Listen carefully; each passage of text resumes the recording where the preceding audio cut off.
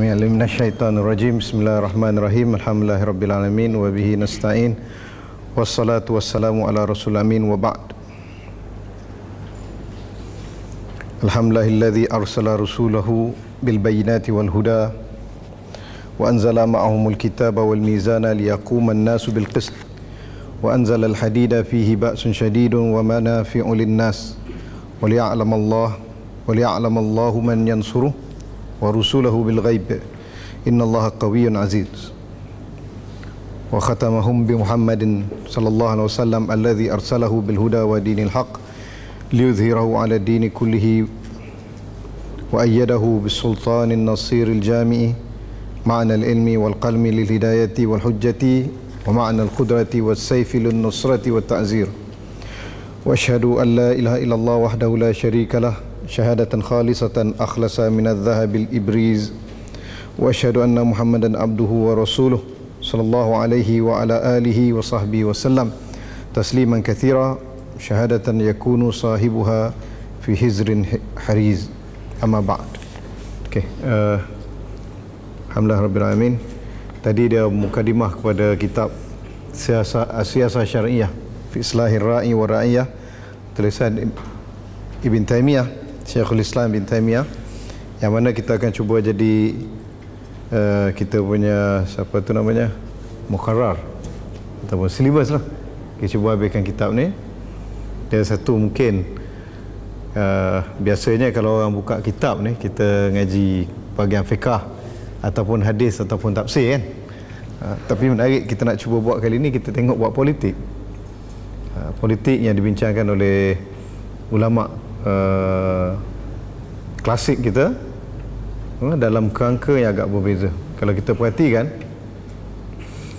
siapa tu perbincangan tentang siasah ataupun politik di dalam Islam, dia dibincangkan dalam banyak cabang ilmu. Kalau kita hari ini kita lihat dalam kerangka ilmu moden ni, dia sama ada politik ini dia akan berkait dengan ekonomi, dia akan berkait separuh kebelakangan ni, di segi psikologi pun dia kaji, sosiologi dia kaji, dan dalam disiplin ilmu sains politik itu sendiri pun sekarang ni dia cuba lihat pengaruh agama, pengaruh budaya dalam politik. Tapi dalam kerangka ilmu Islam, dalam kerangka ketamadunan Islam, ilmu politik ni awal-awal dibincang dalam bab akidah, dalam bab ilmu kalam. Kenapa? Kerana kalau kita lihat firak ataupun kumpulan-kumpulan Islam ataupun kita panggil kelompok Islam yang awal muncul, yang agak berbeza daripada mainstream, berbeza daripada manhaj dibawa oleh para sahabat dan juga tabi'in pada waktu itu, seperti Syiah dan juga Khawarij. Dia tangkap lentok. Oh, tak. Saya tahu macam mana. Okey, boleh. Okey, clear. Okey. Mereka di peringkat awal, Syiah dan Khawarij, membincangkan ataupun membina mereka punya pegangan akidah daripada insiden politik. Contoh bagaimana? Kalau kita lihat pada Syiah, jelas sangatlah isu imamah, isu kepimpinan yang disikapi oleh para sahabat sebagai isu ijtihadi ataupun sebagai, kita katakan kalau dalam kategori fiqah ni, dia bukan dalam bab ibadat, bukan bab hubungan kita dengan Allah, bukan bab akidah, tetapi dalam bab muamalat, dalam bab kata hubungan kita sesama manusia kan. Bila dalam kerangka itu para sahabat lihat ianya isu ijtihad.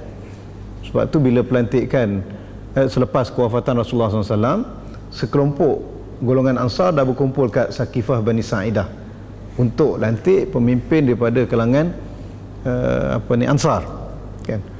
Dan kemudian Sayyidina Abu Bakar diberitahu, dan Sayyidina Abu Bakar bergegas dengan Sayyidina Umar untuk pergi kat Saqifah. Untuk apa? Kerana nak betulkan. Kenapa? Kalau kita lihat antara kempen ataupun hujah Sayyidina Abu Bakar tidak bersetuju pemimpin dilantik daripada kaum Ansar, ialah apa? Dia kata orang Arab tak akan terima kepimpinan selain daripada Quraisy. Kerana realitinya pada waktu itu seperti mana dihuraikan oleh Ibn Khaldun dalam bukunya Al-Muqaddimah bila dia bincang tentang syarat Quraisy itu. Dia kata sebab apa? Sebab kedudukan Quraisy yang pada waktu itu sebagai golongan elit, sebagai golongan bangsawan, sebagai golongan yang menjaga Kaabah, menyambut orang datang ke musim haji zaman jahiliah tu kan. Dan juga dia jadi host, menyebabkan kaum Quraisy ni ada kedudukan istimewa di hati orang Arab Jaziratul Arabiah. Dia lihat sebagai orang yang yalah, dia paling kurang kalau kita ingat zaman Melaka tu, bila orang ramai datang berdagang, dia guna bahasa Melayu tak. Jadi bahasa Melayu jadi lingua franca. Jadi kedudukan orang Melayu pun taklah seperti mana yang digambarkan, pemalas lah apa semua kan. Ni telah disebut oleh myth of lazy nation Syed Hussein Alatas, abang kepada Syed Nakib tu kan. Dalam dia punya buku ni Myth of Lazy Nation tu, dia ceritakan bagaimana orang Melayu pada waktu itu kedudukan tinggi. Kenapa? Mereka host sebuah pelabuhan entrepot, orang datang berdagang. Begitu keadaan Quraisy, orang datang untuk buat haji, orang datang untuk berdagang di Mekah, dan Quraisy merupakan penjaga Mekah, penjaga Kaabah, dan mereka telah mempunyai sistem yang lebih canggih berbanding dengan Arab-Arab lain di dalam urusan pentadbiran dan di dalam urusan politik sebenarnya. Sebab tu kalau kita lihat, kadang-kadang ada beberapa tradisi politik di dalam Islam yang diiktiraf oleh para sahabat, diiktiraf oleh Quran, diiktiraf oleh Sunnah, adanya sebahagiannya daripada adat-adat orang Quraisy yang tak bertentangan dengan Islam. Ini kita tak bicara tentang adat yang menyambut tetamu lah, hakul jiwar, tak, kita bincang tentang adat politik. Contohnya Hilful Fudul kan, kita berpakat untuk membantu orang yang linusratil mazlumin, membantu orang yang dizalimi. Lagi apa? Darun Nadwah. Darun Nadwah ni bentuk parlimen yang paling orang kata paling primitif lah zaman tu. Tetapi Mekah dia dah ada. Sebab tu kalau kita tanya, dekat Mekah, walaupun Quraisy merupakan mereka punya istilah sanadidul Quraisy kan, dia punya orang Jawa kata, ada orang Jawa sana? Tak ada Kelantan berlaku. Pentol-pentol lah. Kepala-kepala Quraisy ni kan, dia kita tanyakan siapa dia punya kepalanya, siapa pemimpinnya. Kadang kita kata ni Abu Sufyan, betul tak? Tapi macam mana pula nak tengok Abu Lahab pun ada dia punya peranannya, tengok Abu Jahal pun ada dia punya peranannya. Rupanya di dalam Darun Nadwah mereka telah amalkan sistem demokrasi lama dah.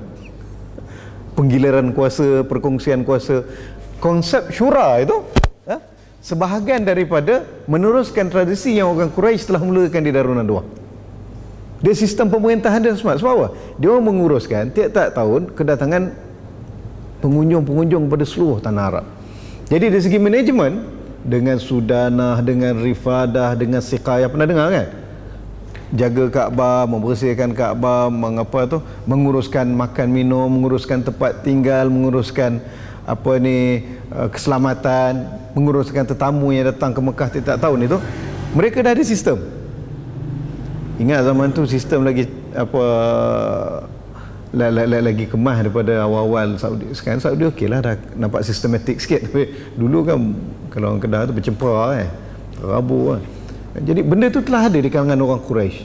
Jadi di Jazirah Al-Arabiah ataupun di semenanjung Arab, kedudukan Quraisy begitu tinggi. Jadi kat sini, bila golongan Ansar dah berkumpul kat Saqifah Bani Sa'idah mengikut ijtihad mereka, maksudnya apa? Maksudnya urusan pemilihan ketua ini, urusan politik, isu ijtihad. Kalaulah Rasulullah SAW dah sediakan macam gini bentuknya, sudah tentu mereka tak berkumpul kat situ nak lentik daripada orang Ansar. Sehingga kan Abu Bakar terpaksa pergi.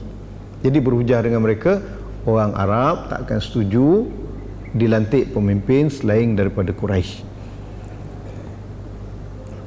Jadi menariknya kat situ berlaku perdebatan. Jadi kata orang Quraisy pula, kata orang Ansar, kalau macam gitu kita lantik inilah seorang pemimpin daripada Muhajirin, seorang pemimpin Ansar.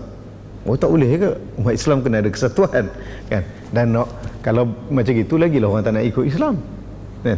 Jadi poinnya apa? Dari segi perbincangan para sahabat di Saqifah Bani Sa'idah, menunjukkan asasnya politiknya difahami oleh para sahabat ianya ruang ijtihad, sehingga kan pada cara nak memilih, sistem nak memilih pemimpin pun tidak diputuskan secara qat'i, tak diputuskan cara macam ginilah cara, tak. Dan buktinya apa lagi, di kalangan khulafa yang 4 cara memilih mereka berbeza-beza. Lepas Abu Bakar hampir wafat, Abu Bakar mencadangkan supaya Umar naik. Lalu para sahabat pun lepas Abu Bakar wafat, meninggal dunia, mereka pun terus bai'ah pada Umar berdasarkan cadangan daripada Abu Bakar. Kemudian apabila Umar hampir wafat, dia pilih 6 orang yang cerita masyhur tu kan, Ahli Syura, suruh pilih. Itu ijtihad dia kan. Kemudian pula bila dah Saidina Osman meninggal, naik Saidina Ali. Itu lagi isu-isu yang kita katakan, maksudnya apa? Maksudnya isu politik ni isu ijtihad, mengikut fahaman Ahli Sunnah wal Jamaah, mengikut kefahaman para sahabat, mengikut fahaman para tabi'in. Ini ikut arus perdana. Tetapi bagi golongan Syiah dan golongan Khawarij, mereka berbeza. Syiah clear, dia kata persoalan apa ni kepimpinan telah disebutkan, mensus, dinaskan. Memang lepas Rasulullah Ali kan. Lepas Ali keturunan dia daripada Fatimah. Jadi mereka jadikan isu imamah ni untuk, kalau dalam perbincangan sains politik, dia kata to strengthen the political identity, the politics of identity, untuk menunjukkan mereka punya keabsahan kewujudan mereka, untuk mereka itu mempunyai legitimasi untuk wujud, maka dijadikan politik ini isu akidah. Khawarij lagi melampau bila dia kaitkan bahawa urusan untuk membetulkan pemimpin yang telah salah, pada dia kalau kita melakukan dosa besar dan tidak bertaubat, maka kafir kan. Jadi kalau kafir itu tidak boleh menjadi pemimpin orang mukmin. Wala yaj'alallahu lil kafirina 'alal mu'minina sabila, kan. Allah Taala tidak menjadikan orang kafir itu pemimpin kepada kaum mukmin. Jadi pada waktu itu wajib untuk ditukarkan. Jadi mereka jadikan dalam akidah mereka al-amru bil ma'ruf wa nahyi 'anil munkar sebagai akidah. Menukar pemimpin, memerangi pemimpin yang melakukan dosa besar adalah isu akidah. Jadi pada waktu itu para ulama kita, ulama Ahli Sunnah wal Jamaah, telah menulis pada waktu awalnya penulisan-penulisan di dalam akidah untuk menjelaskan tentang persoalan imamah, persoalan kepimpinan. Tetapi adakah mereka memasukkan isu kepimpinan ni dalam akidah? Tak. Tetapi mereka nak perbetulkan. Oleh kerana mereka cerita dalam bab akidah, jadi ulama Ahli Sunnah wal Jamaah pun kena cerita dalam bab akidah juga. Nak ceritakan bahawa isu ni bukan isu akidah. Ya. Mereka cerita bahawa imamah ini mansus. Ulama-ulama kita pun cerita kat dalam ni, imamah ataupun kepimpinan ataupun khalifah itu tidak dinaskan, tetapi berdasarkan pemilihan ikhtiar daripada ummah, dan syarat-syaratnya begini, ciri-cirinya begini, untuk mematahkan hujah mereka. Jadi kadang kita jangan salah faham. Seorang orang dia kata, ni ulama kita bincang imamah ini isu akidah, kita tak boleh melawan pemimpin, ini isu akidah. Ini kefahaman yang salah di dalam membaca manhaj para ulama terdahulu beliau mereka. Memang ada orang cerita tu kat dalam buku akidah. Contohnya Imam Ahmad. Imam Ahmad dalam bukunya Usulus Sunnah, dia nak cerita bagaimana ciri-ciri ahli sunnah itu. Bukan sekadar dia membincangkan, dia kata wa minas sunnati, antara sunnahnya alla yakhruja muslimun alal imami. Dia kata seorang mukmin itu, seorang muslim itu tidak akan keluar menentang imam, kan. Tetapi adakah dia kata isu sebagai isu akidah? Itu bukan. Dia nak kata bahawa Khawarij yang kata itu sebagai isu akidah, itu akidah mereka. Ahli Sunnah tak kata macam itu. Buktinya apa? Buktinya Sayyidina Ali juga di dalam Usulus Sunnah kata wa minas sunnati al-mashu 'alal khuffain. Antara sunnah juga adalah menyapu di atas khuf.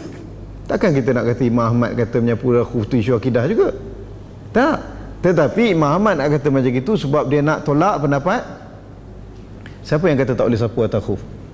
di kalangan firqah ataupun di kalangan mazhab yang sesat? Syiah. Sebab Syiah dia ambil wuduk, sapu saja atas kaki dia. Jadi buat apa dia nak sapu atas khuf? Jadi pada dia menyapu atas khuf bukanlah daripada Islam. Jadi Imam Ahmad nak rot mereka ataupun nak patahkan hujah mereka, tidak, dia kata. Yang ahli sunnah itu kita sapu atas khuf. Dan dia cerita kat dalam bab usul sunnah, tetapi adakah itu maksudnya menyapu khuf juga isu akidah? Tak. Jadi dia kadang bila kita mengaji, dia kena cerdik sikit lah. Kita kena memahami metod secara menyeluruh. Tak boleh pick and choose untuk kepentingan-kepentingan tertentu. Tak boleh kita pilih ikut sekadar-sekadar kita. Okay, jadi kalau kita lihat awalnya penulisan dalam bentuk akidah, dan juga selepas itu penulisan dalam bentuk hadis. Para ulama kumpulkan hadis yang berkaitan dengan politik. Mereka berkaitan dengan daripada siasah al-amwalil ammah, isu yang berkaitan dengan pengurusan dana negara, kan, macam Kitabul Kharaj Imam Abu Yusuf, Kitabul Siyar Muhammad bin Hasan Syaibani, kedua-duanya anak murid kepada Imam Abu Hanifah, Kitab Al-Amwal Abi Ubaid, itu diambilkan, kumpulkan hadis-hadis untuk cerita tentang tu. Dan begitu para ulama yang kumpulkan hadis, dia ada letakkan Babul Imamah, Kitabul Siyar, Kitabul Imamah, dan mereka kumpulkan sebahagian daripada bab buku hadis. Dalam kitab fiqah begitu juga. Kitab fiqah mesti ada bab bai'ah, ada bab imamah, ada bab tentang apa tu al-imarah. Al-imarah ni apa? Imarah ni kepimpinan. Imarah, bukan imarah. Imarah itu kalau bahasa Arab dipanggil bangunan, kan?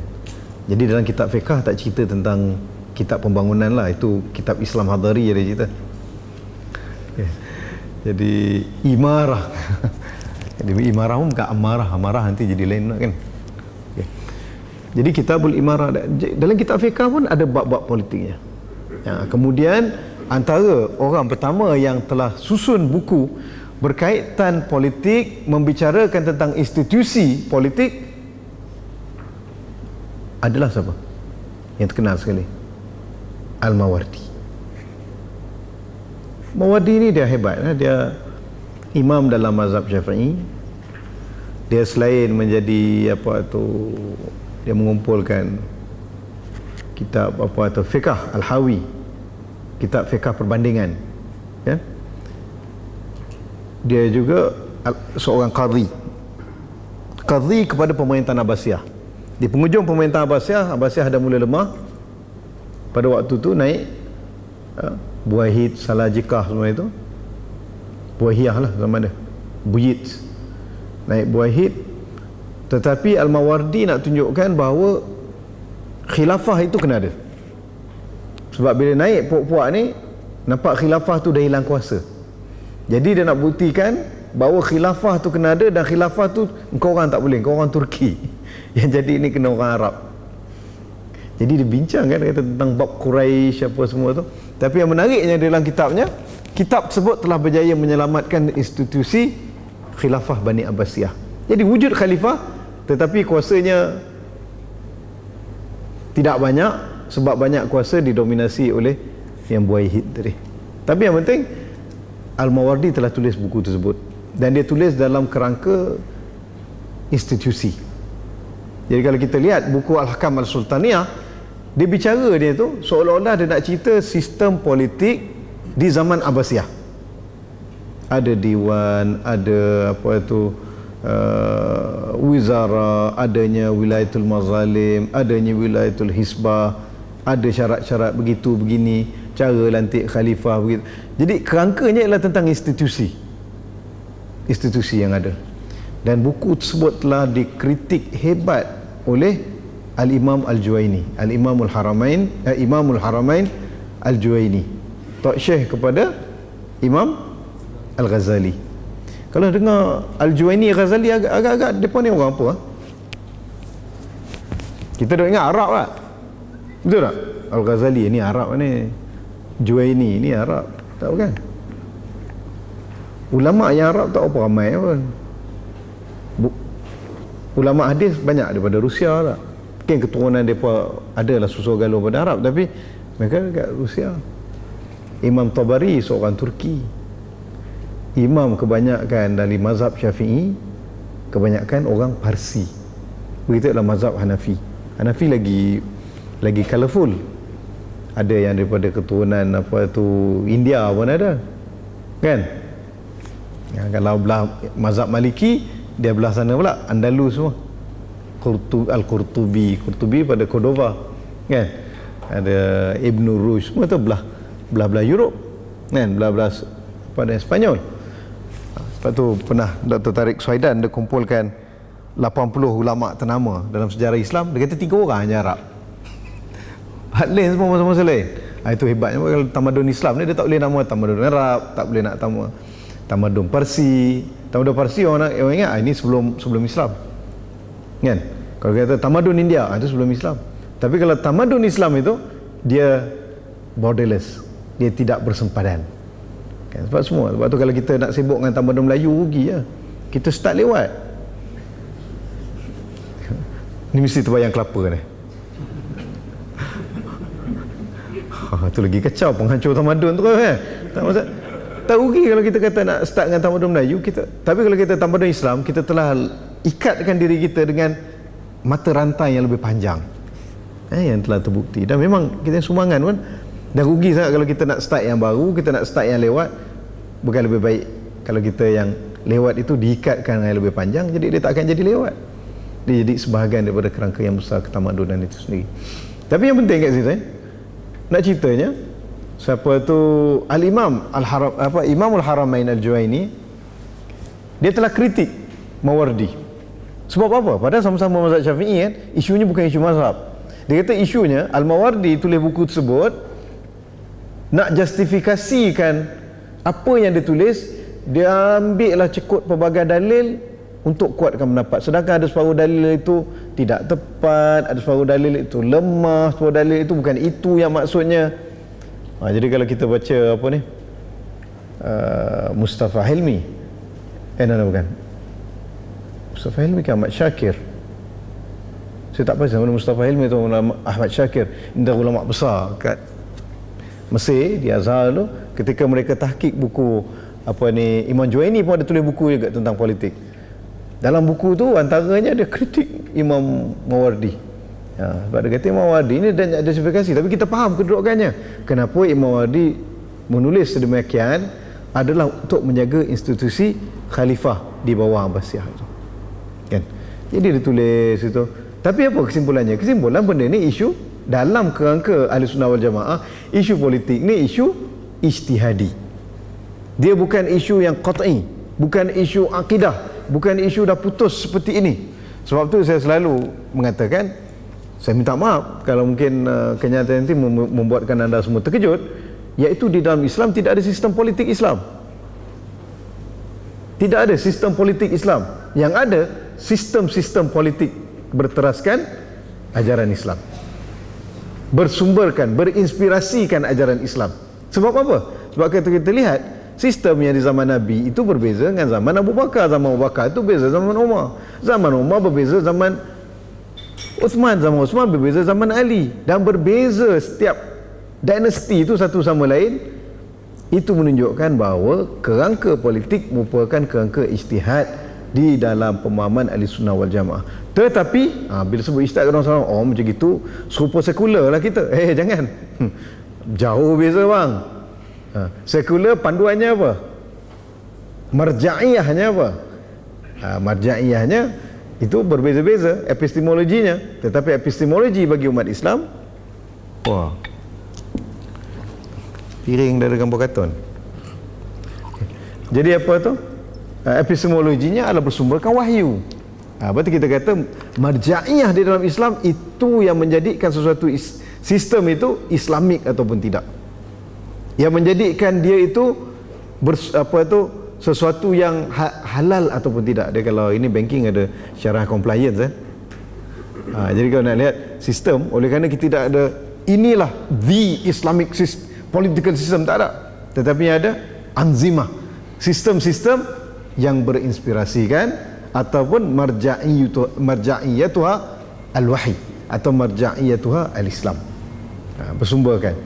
Kalau kita dalam bahasa poyo sikit lah, kita kata dari segi etosnya, Islamic ethos, dari segi falsafah, dari segi dia punya kerangka akhlaki, dari segi dia punya sumber rujukan, itu menjadikan kita berbeza. Tetapi nak katakan ada contoh sistem seumpama ini, itu tidak ada.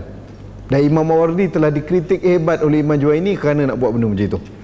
Sebab apa? Sebab Imam Mawardi pun apa yang dia tulis dalam kitab Ahkam Sultaniyah lebih kepada perbincangan institusi-institusi yang wujud di zaman Abbasiyah, yang tak wujud pun zaman Abu Bakar separuhnya. Zaman Umar mungkin ada sikit, tapi tak semua ada, kan? Dan saya teringat satu insiden yang menunjukkan bahawa isu politik ni isu ijtihad. Saidina Ali ketika dilantik jadi khalifah, kita ingat lagi yang lantik Saidina Ali siapa jadi khalifah? Yang lantik dia golongan pemberontak yang telah membunuh siapa atau Saidina Uthman. Saidina Ali terpaksa terima, sebab kalau tidak lagi kacau kalau puak ni naik apa kan, ataupun dibiarkan umat Islam tanpa kepimpinan, tak boleh juga. Jadi Saidina Ali ambil tu untuk meredakan keadaan. Walaupun Saidina Ali di kamp Saidina Uthman, dan kita tahu anaknya Hasan dan Husain merupakan orang yang berkawal dekat rumah Saidina Uthman, kan? Tetapi bila dah berlaku semua, akhirnya dia ambil. Bila Saidina Ali ambil kepimpinan itu, tradisi daripada zaman Abu Bakar, zaman Saidina Umar, zaman Saidina Uthman, dan sehinggalah zaman Saidina Ali, kalau sesiapa naik jadi khalifah, dia hendaklah mendapat endorsement Ahlul Madinah. Sebab dekat Madinah ini terdapat sahabat-sahabat yang kibarus sahabah, fuqahaus sahabah. Sebab tu kita lihat waktu waktu pemilihan siapa nak naik antara Saidina Ali dengan Saidina Uthman, selepas 6 orang tu bersyura, selepas kewafatan Saidina Umar, kan Abdurrahman bin Auf selaku SPR pada waktu itu telah pergi ke rumah-rumah ahli Madinah. Ni disebut kat dalam Al-Bidayah wa Nihayah Ibnu Katsir, ya. Dia pergi ke rumah-rumah, dia buat referendum, setuju tak Saidina Uthman. Akhirnya Saidina Uthman dipilih sebulat suara ahli Madinah. Jadi selepas kewafatan Saidina Uthman, naik Saidina Ali. Saidina Ali ingat cukup dengan persetujuan ahli Madinah. Tanya ahli Madinah, semua setuju Saidina Ali. Siapa tak setuju? Semua setuju. Jadi Saidina Ali pun barulah lega untuk dibai'ah sebagai khalifah. Dia tak risau lagi sebab di Kufah ramai pengikut dia, di Baghdad, di Iraq. Tapi dia lupa satu, di Syam itu ramai orang tak suka kat dia. Sebab apa? Di Syam itu mereka dikuasai oleh Bani Umayyah, yang mana Saidina Uthman daripada Bani Umayyah, dan beliau baru dibunuh. Dan kalau beliau baru dibunuh, dalam Islam ada hukum qisas. Ahli keluarga dia menuntut supaya dilaksanakan qisas terhadap pemberontak. Jadi Saidina Ali, dia ingatkan dengan persetujuan Ahlul Madinah, seperti khulafa di zaman dahulu sebelum dia, dah selesai. Jadi dia pun terima jadi khalifah. Pada waktu tu anaknya Al-Hasan datang. Al-Hasan ni sering kita baca sejarah, kita terbayang dia apa? Orang yang lemah tak? Orang yang tak minat politik, orang yang lemah. Naik jadi khalifah pun 6 bulan, dia letak jawatan bagi kat Muawiyah. Kan? Kita kena orang tak reti politik, orang tak. Saidina Hasan orang yang pandai politik. Dan dia tahu bila dia tak nak teruskan khalifah selepas 6 bulan itu, sebab dia cerdik politik, dan dia tahu dia tak nak. Dia tak mampu nak handle.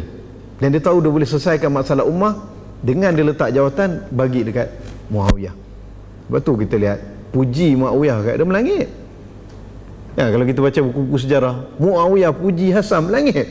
Kadang kita kata yalah mungkin dia ikhlas lah puji. Tapi kalau orang Melayu kata ada udang sebalik batu, kan? Tapi tak apalah. Itu ialah para sahabat kita husnuzan kepada mereka. Tapi nak ceritanya bahawa dia pergi jumpa ayah dia, dia kata pada Saidina Ali, kata, ayah, tak boleh, tak cukup dengan bai'ah ahli Madinah. Ayah kena dapatkan bai'ah ahli Syam. Selagi tak dapat bai'ah ahli Syam, jangan jadi khalifah. Akan jadi fitnah, akan jadi isu besar. Saidina Ali, dia ada ijtihad dia lah, tapi dia tak adalah buat macam kau budak kecil ingus mana tahu. Dia tak ya, dia tak buat macam tu. Dia tak macam tampar buaya lah budak kecil kan. Okey. Jadi apa yang berlaku kat situ ialah Saidina Ali tetap berpegang. Dia kata khulafa sebelum dia cukup dengan bai'ah ahli Madinah. Ahli Madinah dah bagi dah bai'ah. Tapi Hasan insist, tak boleh. Zaman dah berubah. Dulu Kudis bukan. Dulu ku ditendang. Tak, dulu berbeza dengan sekarang. Dulu tak ada fitnah, dulu tak ada khulafa kena bunuh. Sekarang ni dah ada khalifah kena bunuh. Dan dulu kuasa pusat dekat Madinah. Selepas zaman Osman, kuasa autonomous banyak. Jadi dia beritahu kepada Saidina Ali, tak boleh, ayah kena dapatkan bai'ah daripada Amsar. Tahu Amsar? Amsar ni dia jamak plural kepada Mesr. Mesr maksudnya bukan negara Mesir tu, maksudnya wilayah. Contohnya ialah Mesir itu satulah Mesrun. Biladus Syam, kawasan Syam itu Mesir juga kan. Di Kufah, di Baghdad itu Mesir. Bila dia jamak dia panggil Amsar. Dalam kitab-kitab fiqh disebutkan wa hadza muttafaqun alaihi inda ahli al-amsar, inda ulama al-amsar kan. Maksud Amsar itu ialah tentang wilayah-wilayah jajahan Islam. Saidina Hasan beritahu tak cukup, tapi Saidina Ali tetap dengan ijtihad dia dan akhirnya berlaku apa yang berlaku. Maksudnya apa kat sini? Maksudnya Saidina Hasan nak beritahu kita presiden ataupun panduan bahawa ahli Madinah bagi bai'ah dah cukup, itu ijtihad berdasarkan konteks. Sebab itu pun timbul selepas kewafatan Nabi kan. Dan nak beritahu konteks itu ataupun isu itu tak sesuai lagi konteks yang Saidina Ali hidup zamannya. Sebab zaman dah berubah. Dia kena ada konteks baru, kena ada sistem baru. Jadi berdasarkan apa pengalaman para sahabat, kalau kita lihat para pengkaji politik Islam yang mutaakhir seperti Muhammad Imarah, seperti Muhammad Salim Al-Awwaq, Syekh Rashid Ghanushi, Dr. Yusuf Al-Qaradawi, kebanyakan mengatakan ini menunjukkan bahawa dalam Islam tidak ada satu dinamakan sistem politik Islam, nizam al-hukm al-islami, tetapi yang ada adalah anzimah, sistem-sistem yang berbeza-beza. Marja'iyatuha al-Islam ataupun marja'iyatuha al-wahyi, sistem yang bersumberkan, berinspirasikan di bawah kita katakan naungan wahyu dan Islam. Jadi kita dah cerita penulisan yang pelbagai-pelbagai itu. Ibn Taymiyah telah membuat satu penulisan yang lain daripada orang lain. Okey, kita sebelum masuk Ibn Taymiyah, kita tengok lagi susu galuh tadi ya. Al-Mawardi tulis buku kena kritik Juwaini. Juwaini tulis satu buku. Tajuknya Al-Ghiyathi. Al-Ghiyathi ataupun tajuk penuhnya Ghayathul Umam fi Tayathul Zalam. Dia khusus buku tu cerita tentang khilafah, tentang imamah. Dan menarik, bahagian kedua buku dia cerita bagaimana keadaan ummah kalau tak ada khalifah. Ini menarik. Ni zaman yang kita hidup sekarang ni. Ataupun Bustami Khair ni seorang pengkaji sekarang duduk kat Berlin. Dia mengkaji kepada pendapat siapa tu dalam Al-Ghiyathi ini dengan melihat kerangka umat Islam yang duduk di negara yang bukan Islam. Umat Islam ialah kalau macam kita ni duduk negara yang orang Islam berkuasa, di Mesir, di Indonesia, di Saudi, di Jordan semua. Tapi ni yang duduk di negara yang bukan Islam itu berkuasa dan majoriti. Macam Ustaz Nick lah duduk kat Bradford. Tapi Bradford tu satu negara kan. Duduk kat UK tu. Itu macam mana? Itu golongan minoriti yang hidup. Yang hidup di Eropah, yang duduk di Singapura kan. Yang hidup di Australia dan sebagainya. Jadi mereka ni tidak ada amir. Tidak ada hakimun muslimun untuk tentukan bila nak puasa, bila nak buka, kutip zakat macam mana, Kan, siapa nak putuskan kahwin apa tu mahkamah syariah semua. Okeylah, Singapura berbezalah, dia ada dia punya institusi yang lama, dia dikekalkan di bawah UMLA kan. Tapi negara-negara macam UK, macam Australia, siapa nak jadi amir? Kita kongkong macam mana pun kita ada waliul amri. Lah kita setuju tak setuju, kita kata Islamnya tak cukup berapa persen apa.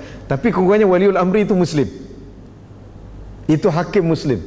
Dan dia mempunyai kuasa dan kita wajib taat dalam kita dah putuskan bila mula bulan puasa, bila mula raya, bila kan nak kahwin jadi wali hakim ke apa kan.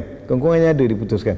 Tapi kat Malaysia ni dia hebat. Dia bukan waliul amri saja, auliaul umur dia ada. Ramai. Kongkong kat setiap negeri ada kecuali Pulau Pinang dan juga Melaka. Itu pun ada diikut Yang di-Pertuan Agong. Jadi kita banyak. Itu satu layer. Yang layer lain kita pun confuse. Kat Malaysia ni banyak sangat lah.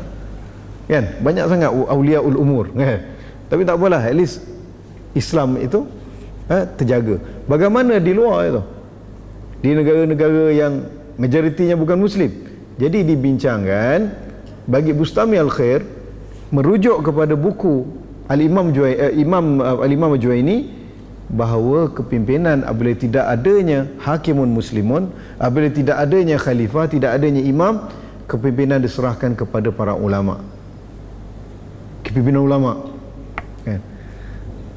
Kenapa? Kerana mereka ini akan memutuskan halal haram, mereka ini akan memutuskan penghakiman, jadi apa ni, nikah kahwin, mereka akan tentukan bila start masuk bulan Ramadan dan apa. Dan ini bukan hanya Imam Juwaini tulis saja, dalam kitab-kitab fiqh yang lain, dalam pelbagai mazhab juga dibincangkan, terutamanya dalam mazhab Hanafi. Kenapa? Kerana ada di zaman pada waktu itu beberapa umat Islam yang mereka terpaksa tinggal ataupun mereka masuk Islam, tetapi mereka itu sebahagian daripada masyarakat di negara bukan Islam yang negara Islam tidak berperang dengan mereka. Contohnya ada beberapa kelompok yang tinggal di Afrika, ada beberapa kelompok yang tinggal di kawasan Eropah, ada beberapa kelompok yang tinggal di kawasan India kan? Jadi mereka ini dibincang dalam kitab-kitab fiqh, macam mana kedudukannya, adakah dia nak ikut apa khalifah ke ataupun dia nak macam mana. Jadi para ulama ada bincangkan, kata tak, mereka ikut sesama dia kena ada lantik khalifah, kena lantik apa tu, apa ni, qadhi ataupun imam untuk memutuskan di kalangan mereka kan. Jadi perbincangan yang lama ini dalam kes, kalau moden ni dipanggil apa tu, fiqhul aqalliyat, fiqh minority, fiqh muslim minority, fiqh minoritas, fikih minoritas bahasa Indonesia kata kan, fiqh of minorities. Jadi satu perkara menarik, itu mereka lihat kepada buku Al-Imam Al-Juwaini. Jadi Imam Juwaini masih lagi dalam kerangka institusi, cuma dia lebih kecil, dia cerita tentang bab imamah saja. Imamah, kadang imamah nak maksud kepimpinan lah, imam. Ada separuh mungkin apa mamah tak, imamah. Dan satu menarik, kita dengar nama tadi, Mawardi tulis kitab apa nama dia? Al-Ahkam As-Sultaniyah. Ada seorang lagi contemporary Imam Mawardi yang tulis buku dengan tajuk yang sama, tetapi mazhab dia berbeza. Al-Farra Al-Hambali, dia mazhab Hambali. Tetapi kalau kita ada dua-dua buku ini, kita cuba bandingkan saling tak tumpah. Tajuk pun sama, isi kandungan pun lebih kurang, susunan pun sama. Jadi timbul perbincangan, siapa tiru siapa, ataupun dia buat kerja bersama. Macam hari ni lah, kalau orang yang kerja akademik dekat universiti, dia buat jurnal tulis sama-sama kan, ke macam mana, ke ada isu apa isu itu. Jadi perbincangan di kalangan fuqaha lah ya, kerana perbincangan tajuk serupa apa semua, cuma dia ada background penulisan Imam Mawardi. Dia tulis buku tu, tetapi dia tak cetak waktu dia hidup. Dia bukan cetak, dia tak benarkan diisytiharkan waktu dia hidup.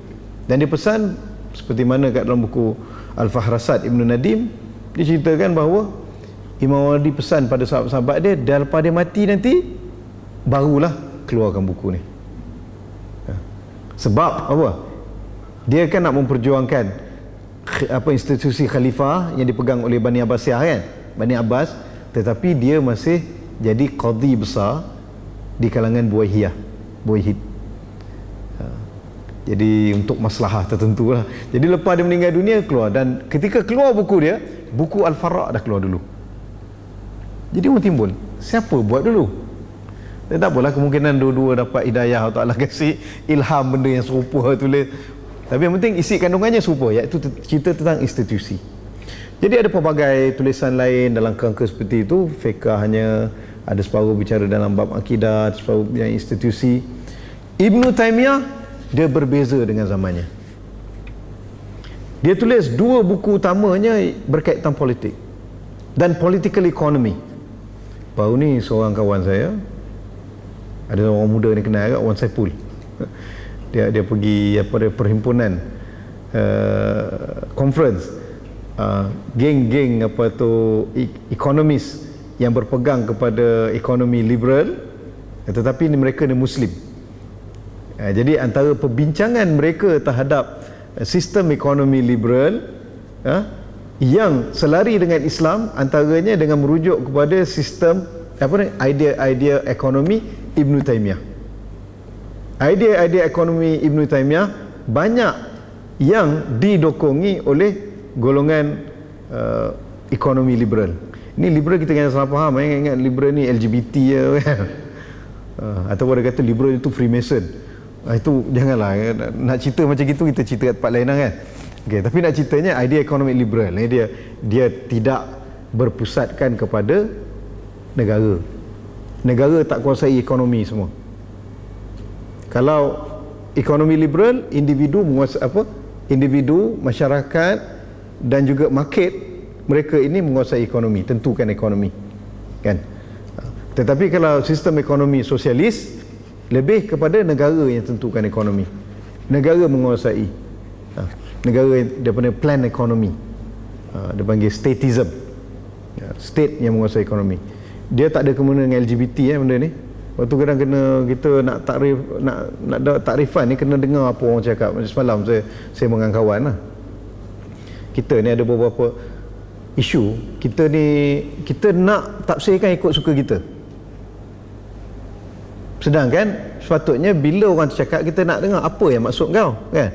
Contohnya saya orang Johor kan, saya orang Johor. Saya minta maaf kalau cakap ni, tapi maksudnya apa ni, bukan minta maaf cakap orang Johor. Orang Johor saya bangga lah, tak boleh minta.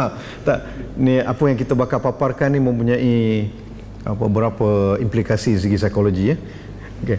Contohnya gini, saya orang Johor. Kalau saya kata kopek, maksudnya kopek limau, kopek buah apa semua kan. Tapi kalau pergi Kelantan lain tau. Saya pergi utara pun, saya ingatkan utara macam orang Kelantan.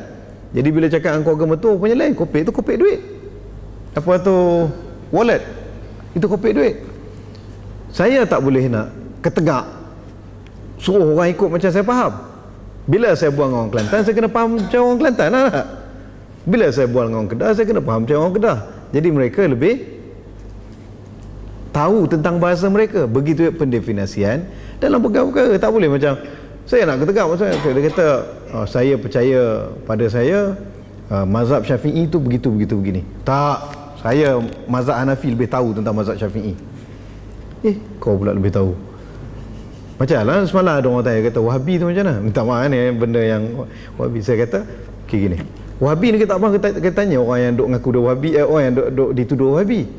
Jangan tanya macam saya anti Wahabi. Saya kata nanti akan cakap benda tak betul kat dia. Begitu juga kata kalau orang yang bukan Wahabi, bukan Wahabi ni kan, kita nak tanya dia, kita jangan tanya dengan orang Wahabi, kita Sufi macam mana. Tanya Sufi dengan orang yang dikatakan Wahabi ni. Oh, Sufi tak betul lalu pada dia. Sufi ni kena tanya dengan orang Sufi. Tanya Habib. Habib. Biar tanya, biar dia definisikan diri dia macam mana. Kita jangan kita. Jadi bila kita dengar definisi daripada, orang putih kata apa, listening from the horse mouth kan. Dengar pada mulut kuda. Maksudnya dengar daripada mulut mereka masing-masing, baru kita boleh definisikan secara adil.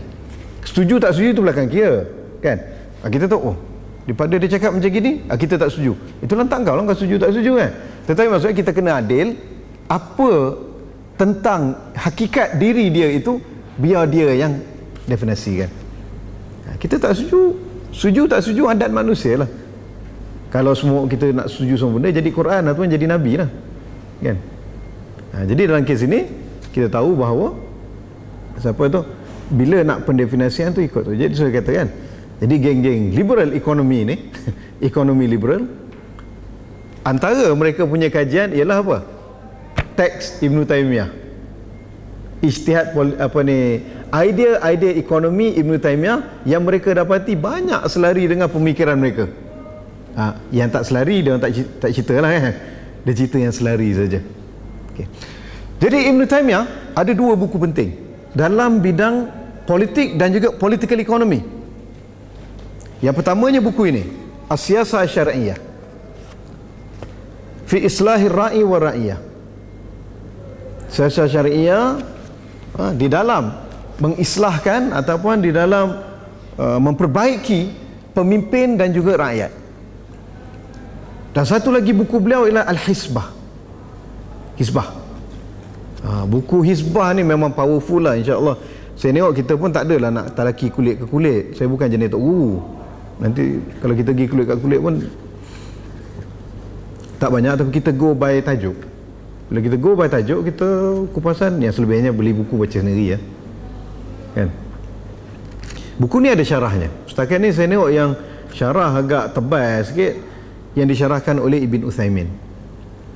Tapi kalau disyarahkan oleh Ibn Uthaymin, maksudnya dia punya perasa Saudi dia mungkin pekat sikit lah kan. Jadi mungkin syarah yang agak moden sikit, saya wallahualam tak jumpa. Saya tengah nak cuba mensyarahkan dia lah, tapi dia akan jadi bahasa Melayu lah kan. Dia akan bahasa Arab. Okay. Kalau perbincangan mengenai buku ini dalam bahasa Inggeris, ada banyak jurnal yang tulis.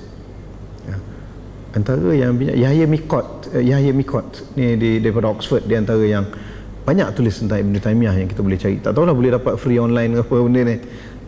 Tapi perbincangan lain mengenainya yang saya sebutkan tadi, yang agak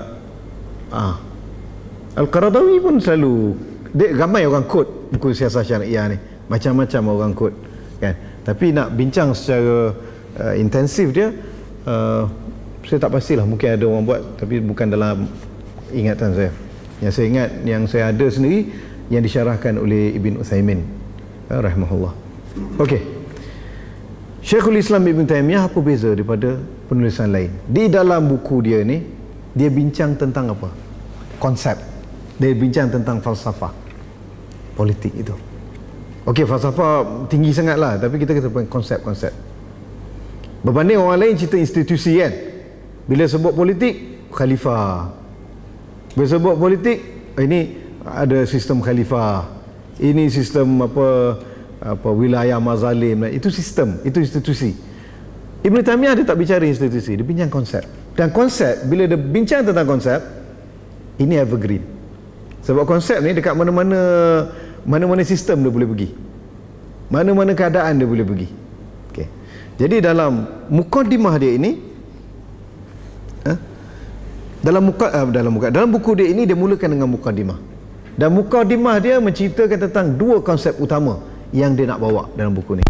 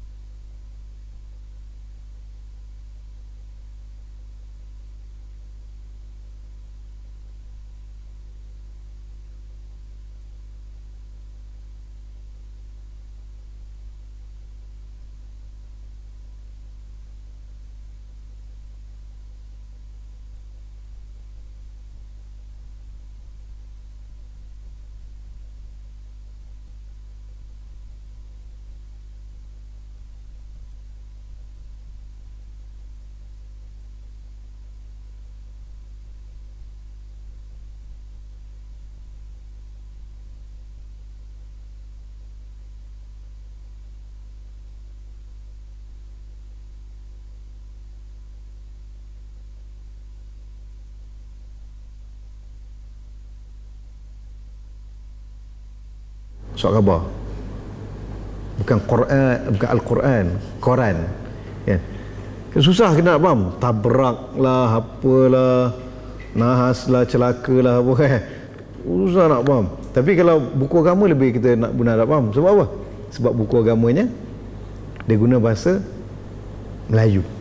Sebab bahasa Melayu ni banyak vocab yang Arab. Okay. Jadi apa kena guna dengan ni pun saya tak tahu. Rakyat tadi, okey, rakyat. Jadi rakyat ni antara apa ni perkataan bahasa Arab lah yang kita bawa masuk dalam. Jadi kata Ibn Taymiyah, para ulama mengatakan ayat pertama tadi diturunkan kepada para pemimpin, alaihim an yu'addul amanati ila ahliha. Jadi mereka wajib untuk menjalankan amanah kepada ahlinya. Wa idza hakamu bainan nasi an yahkumu bil adli, dan jikalau mereka berhukum, mereka hendaklah berhukum dengan adil.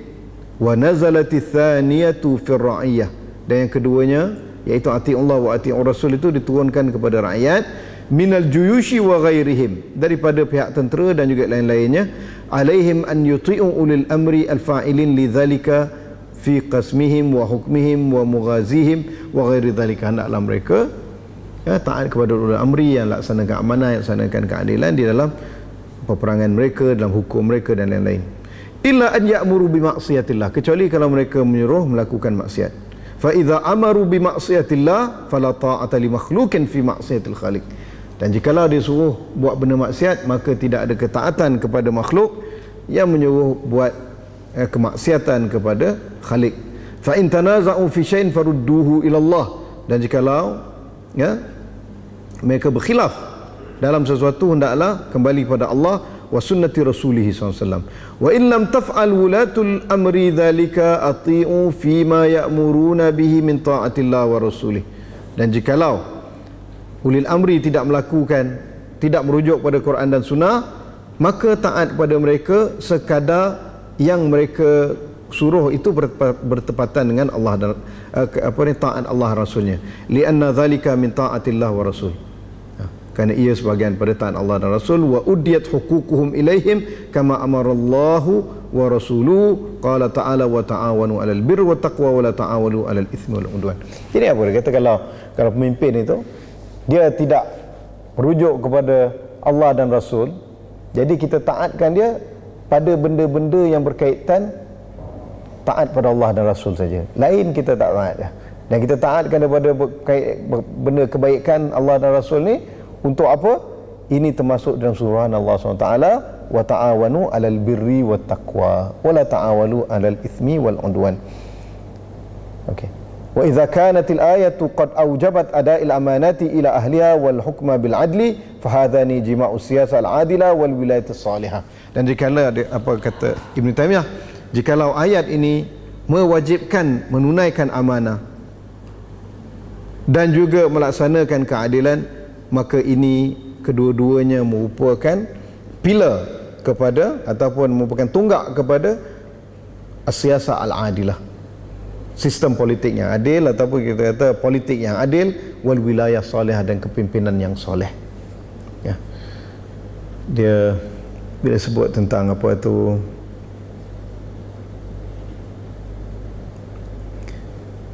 tentang adail amanat wal hukmi bil adl. Jadi maksud dia kata apa? Dia kata tonggak kepada politik Islam tu dua. Tunaikan amanah dan juga tegakkan keadilan. Dan penegakan keadilan ni satu benda yang paling asasi dalam Islam. Kalau kita perhatikan, Rasulullah SAW sendiri menghargai sangat keadilan. Kalau kita tengok pada Syekh Tahir bin Ashur daripada Tunisia, dia masukkan keadilan ni di dalam maqasid syariah. Kan maqasid syariah yang kita tengok Syatibi buat tu kan, hifzuddin, hifzun nab, hifzul akal, dia termasuk al-adlu itu sendiri. Sebab tidak ada hifzuddin dan hifzun nafs dan hifzu semuanya tanpa al-adlu. Sebab bila adanya kezaliman, maka tak boleh nak hifzuddin. Adanya kezaliman, tak boleh hifzun nafs. Ramai orang kena bunuh, ramai orang kena penjara, ramai orang kena diambil haknya kan. Dan tidak adanya al-adalah, maka tidak boleh hifzul mal. kan, duit disalahgunakan, duit rakyat diambil dan sebagainya. Dan kalau tidak ada keadilan, tidak boleh hifzul aqal. Bila ada kezaliman, selalunya yang sinonim dengan kezaliman adalah pembodohan. Ini telah disentuh oleh Abdul Rahman Al-Kawakibi. Dia kata sinonim kepada kezaliman adalah pembodohan. Kalau Syed Hussein Alatas, dia tulis proses apa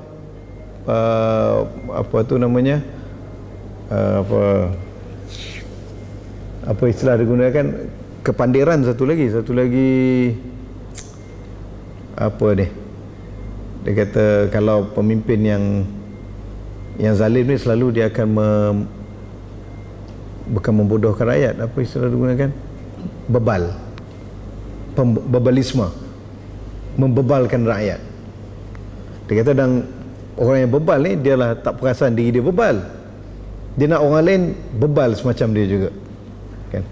Jadi bila ada kezaliman, memang tak boleh hifzul aqal lah, sebab kita akan dibodohkan, kita akan disembunyikan daripada maklumat, kita akan disembunyikan daripada kebenaran, dan pada waktu tu yang berlaku hanyalah pembebalan.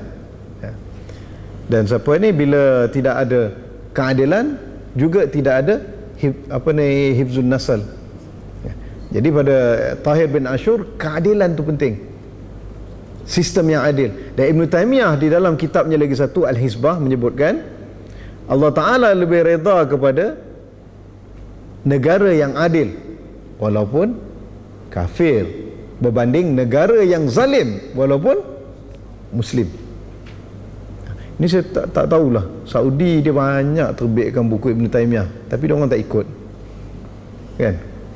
Tapi yang menariknya, bila sebut tentang keadilan, orang kata keadilan ni berbeza-beza tafsirannya, kita nak ikut yang mana? Kita keadilan ni simple lah, tidak ada kezaliman, itu keadilan. Dia kata tak, orang kafir ni walaupun dia adil macam mana, tapi dia zalim. Inna syirka la zulmun azim. Syirik itu kezaliman yang nyata. Jadi macam mana baik pun dia zalim, macam mana jahat pun orang Islam, dia tak zalim. Astaghfirullahalazim, ni agama apa ni? Rasulullah SAW ketika suruh sahabat berhijrah ke Habsyah, apa Rasulullah suruh?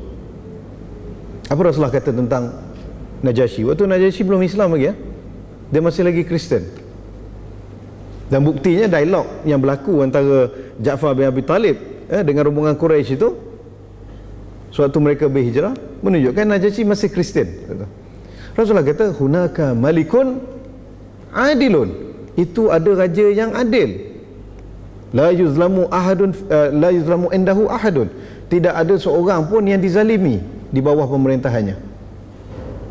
Maksudnya Rasulullah puji dia sebagai adil walaupun dia seorang Kristian.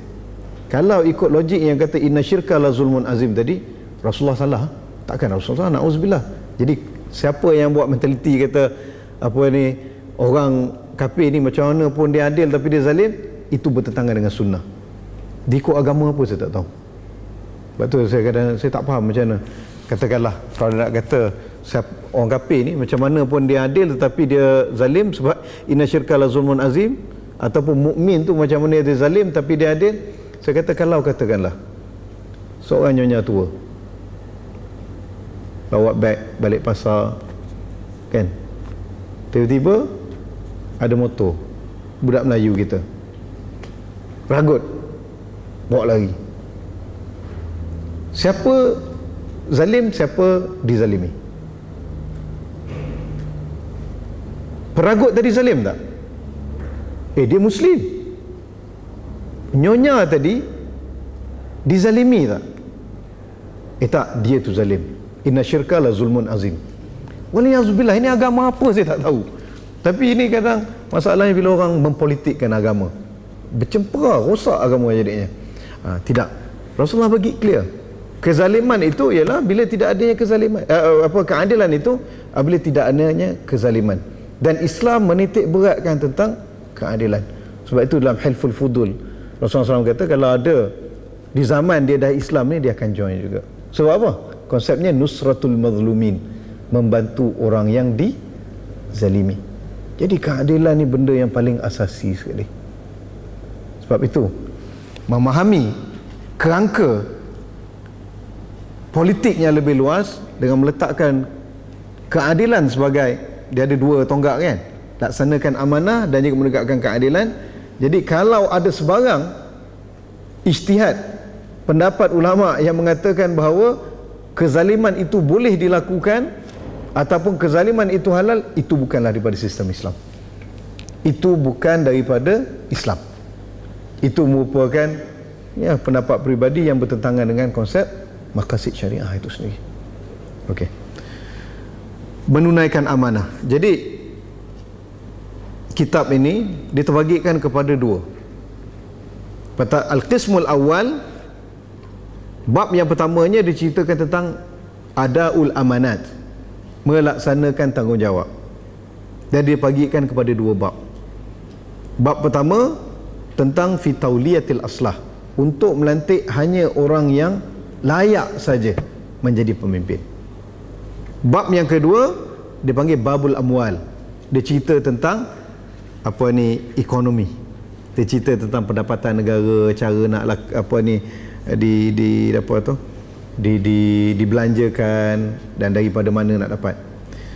Al-Qismul Thani, bahagian kedua buku ini cerita tentang al-hukmu, cerita tentang hukum hakam yang berkaitan dengan, kalau kita lihat, isu hudud, isu qisas dan pelbagai urusan yang berkaitan dengan hukum hakam lain, termasuk hukukuz zauj wa zaujah, dia cerita tentang hak laki bini semua yang pemerintah sepatutnya jalankan. Jadi ini isi kandungan siasat syariah. Tadi kita baca mukadimah dia, dan insya-Allah pada lamanya pada bulan depan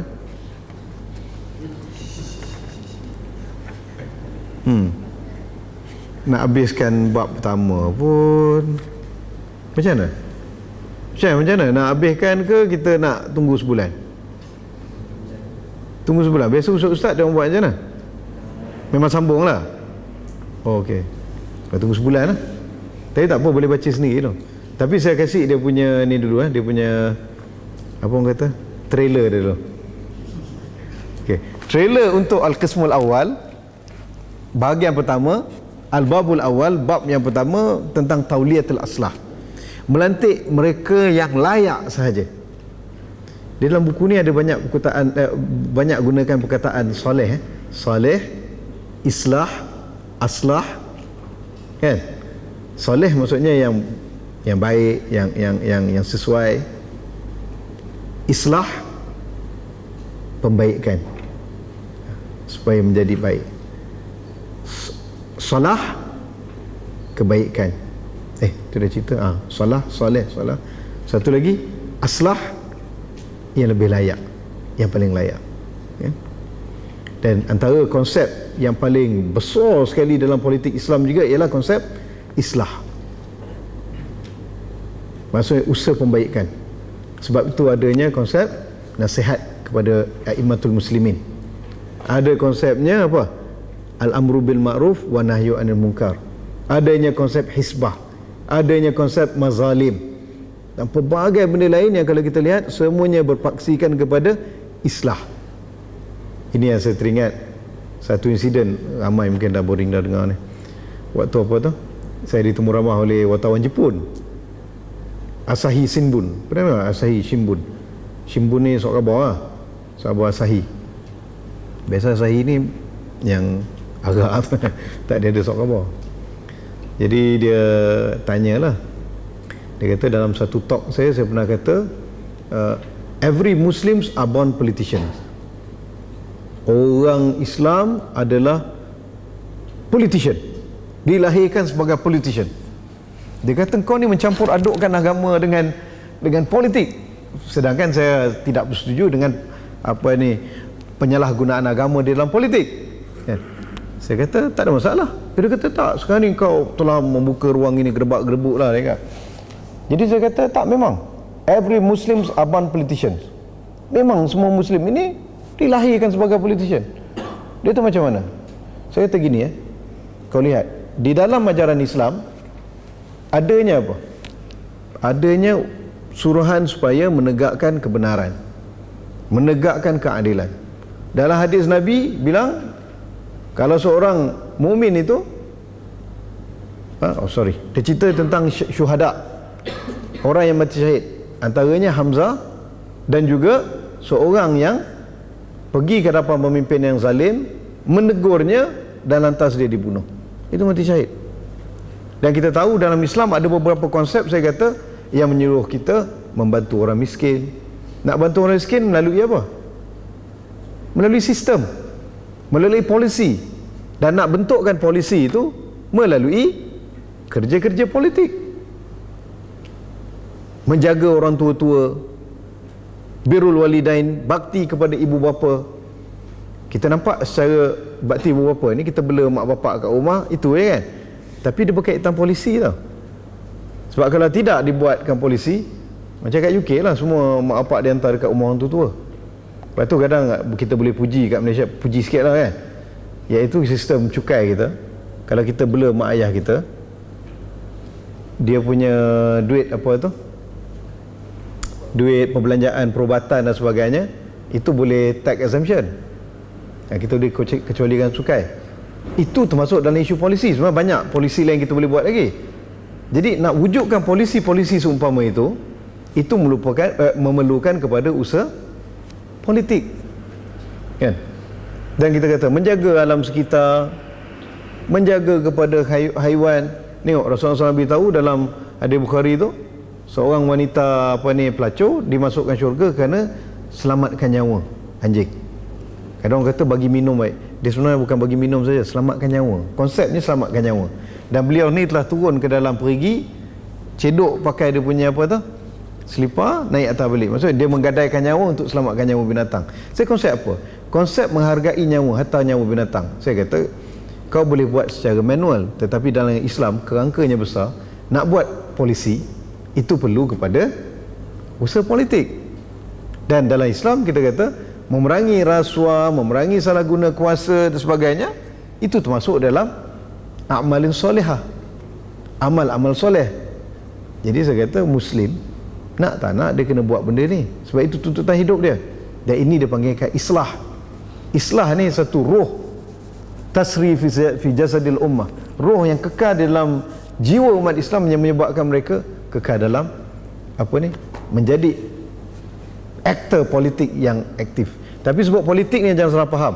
Orang keliru antara aktif politik dengan aktif parti. Saya tak kata parti ni orang yang nak dapatkan kuasa, nak dapatkan nak dapatkan kursi, kan? Iyalah, kita bukan kita katakan nak dapat kursi pun itu sebahagian daripada tuntutan Islam juga, kan? Kalau kita nak negakkan keadilan, kita nak jalankan amanah, kan? Kita kena ke arah tu, mala yatimul wajibu illa bihi fa huwa wajib, kan? Tapi poinnya kat sini saya nak cakap, ada kalanya kita berpolitik tanpa parti. Ini kita kena faham. Ini dipanggil sebagai citizen politik, politik warga, kan? Jadi dalam kes ini mukmin wajib jalankan tanggungjawab dia. Tak semestinya dia jadi ahli parti, kan? Menggerakkan persatuan penduduk, itu sebahagian aktiviti politik. Dekat masjid, selain daripada masjid kita hanya menganjurkan kuliah-kuliah, ceramah-ceramah dan juga karnival-karnival, kita terlibat di dalam membantu orang miskin, membantu anak yatim, sistem pendidikan karya, banyak aktiviti dilakukan. Itu juga sebahagian daripada politik warga, kan? Jadi politik warga sekarang ni lagi ramai yang ada Twitter lah, ada Facebook, semua jadi ahli politik sekarang. Politik warga itu namanya. Tapi yang angkat kelapa tak masuk lah politik. Okey. Hari ni tadi pun saya dekat UIA, kita orang ada kursus sensitif betul sebut kelapa saya pun tak tahu kenapa. Okey.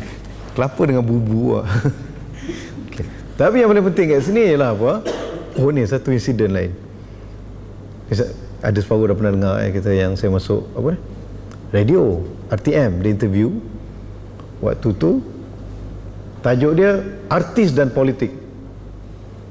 Saya dipadankan, tak tahu nak sebut astagfirullah ke alhamdulillah, dengan penyanyi dangdut. Jadi saya terkejut juga, dia rupanya dia wakil pada persatuan artis seniman ZZaidi tu, kan? Ada wakil pada ZZaidi. Saya pun lupa nama dia, tak kenal. Saya tak minat dangdut, kan? Ada peminat dangdut kat sini. Mungkin kenal lah dia dalam ZID punya tu. Jadi tajuk artis dalam politik. Jadi DJ tanya dia dulu, dia kata dia tak setuju artis berpolitik. Sebab zaman tu kan sebelum pilihan raya kan tengah hot ramai artis yang ramai sokong Pakatan Rakyat kan. Macam-macam ada kan. Masuk UMNO, orang yang dah masuk UMNO isytiharkan masuk UMNO lagi kan. Tapi artis yang masuk Pakatan Rakyat ni memang terkejut-terkejut orang tu. Seorang. Terutama masuk PAS lah. Boleh kahwin dengan ustaz lah. Okey, tak gurau ya. Siapa ni? Jadi dia kata dia tak setuju. Sebab apa? Artis ni milik peminat dia kata. Kalau dia masuk politik akan pecahkan peminat lah apa semua itu. Saya tunggulah. Apa sajalah Minah ni cakap. Tunggu sampai habis. Tapi tak apalah, dia cakap tu berdasarkan isi hati dia, betul lah. Sebab dia artis. Saya bukan artis. Jadi saya kata gini, boleh tanya tak, kata tadi apa ni, saya nak panggil dia pun tak tahu, panggil dia puan ke cik adik ke gitu lah kan. Kata cik tadi ke saya panggil nama. Saya kata ingat nama dia kenalkan nama tu, sekarang tak ingat lagi. Kita apa nama ulama' ni kan, cik. Jadi tanya dia, saya kata seniman ni apa dia kerja buat? Dia kata memperjuangkan hak artis. Memperjuangkan hak macam mana? Kita ni tak diberikan gini, kita ni tak gini, kita gini. Antaranya dengan kementerian, dengan kerajaan, kepada gitu gini, dengan industri. Saya kata buat tu semua. Saya kata tu politik tu. Itu perjuangan politik tu. Memperjuangkan hak adalah aktiviti politik. Hak kelompok, tak kisahlah hak artis ke, hak ustaz ke, nak memperjuangkan nasib orang kampung ke, memperjuangkan nasib pekerja ke, memperjuangkan nasib pelajar ke, memperjuangkan nasib pekerja-pekerja kerang-kraft ke, kan? Itu politik. Orang terlibat dengan union, orang terlibat dengan kesatuan sekerja, itu politik. Cuma bezanya, saya kata apa? Bezanya ini dinamakan non-partisan politik. Politik yang tidak kepartian. Dia kata yang sibuk dengan parti-parti yang kat bendera semua, duduk tent pilihan raya, itu namanya partisan politik. Dan dalam Islam, kedua-duanya pahala sama insya-Allah. Jikalau niatnya untuk li'ilaq kalimatillah, untuk li'adail amanat, dan untuk tahqiqil adalah. Kalau berlaku kedua-duanya untuk dakwah, untuk tegakkan keadilan semua, insya-Allah boleh pahala. Itu termasuk dalam amal soleh yang dibawa bekalan untuk bertemu dengan Al-Qadhi Rabbul Jalil, kan? Macam kata Tun Mahathir lah, Datuk Mahathir. Dia kata Al-Qadhi Rabbul Jalil, itu untuk bertemu dengan dia. Kata, dia kata, kalau macam itu boleh politik, dia kata. Sebab Muslims are born politicians. Mengikut kerangka mukadimah yang diberikan oleh siapa, Ibn Taymiyah, setiap daripada kita adalah politician. Dan lebih menarik, perbincangan pertama yang kita akan bincang sebulan lagi ialah berkaitan dengan memilih pemimpin, dan pemimpin memilih pekerja untuk jawatan. Boleh tak saya kasih satu trailer yang lebih ganas sikit? Kronisme adalah bertentangan dengan Islam. Kronisme ini disebutkan oleh hadis Rasulullah SAW, disebutkan oleh para khulafa, dan telah dinukilkan oleh Ibn Taymiyah. Saya ambil sikit lah. Wa qala Umar bin Al-Khattab radhiyallahu anhu, Sayyidina Umar telah berkata, man waliya min amril muslimina syai'an fawalla rajulan limawaddatin aw qarabatin bainahuma faqad khana Allah wa rasulahu wal muslimin. Sayyidina Umar mengatakan, siapa yang melantik seseorang untuk urusan kaum muslimin kerana hubungan kerana kita preference, kerana kita suka kat dia, sayang kat dia, ataupun kerana hubungan kekeluargaan, maka dia telah mengkhianati Allah dan Rasulnya dan juga orang mukmin. Dan banyak lagi kat sini perbincangan-perbincangan lain mengenainya yang insya-Allah kita akan bersambung pada bulan hadapan. Wassallallahu ala Muhammad wa ala alihi wasallam. Dan kita mungkin buka untuk perbincangan kalau ada. Ada terjemah buku tu, Syekh? Kita beli kat mana? Pustaka Indon. Wallah. Kerang-kerang kena terjemah lah buku ni. Nipis je. Hantar lambat terjemah, PTS terjemahkan. Tak pun Telaga Biru. Siapa kat sini boleh bahasa Arab boleh tolong terjemah. Okey. InsyaAllah ada apa-apa perbincangan. Boleh hantar angkat sikit, orang boleh tengok. Ni, Syekh. Boleh angkat sikit, orang boleh tengok buku tu. Ni terjemah tapi bahasa Indonesia lah. Dia supplier. Saya tak ada kena-mengena. Okey. Ya, ada apa perbincangan? Ya.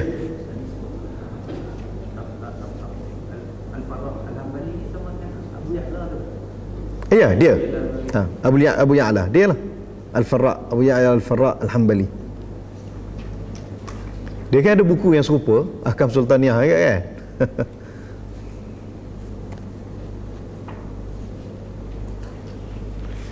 Ya, ada apa? Yes.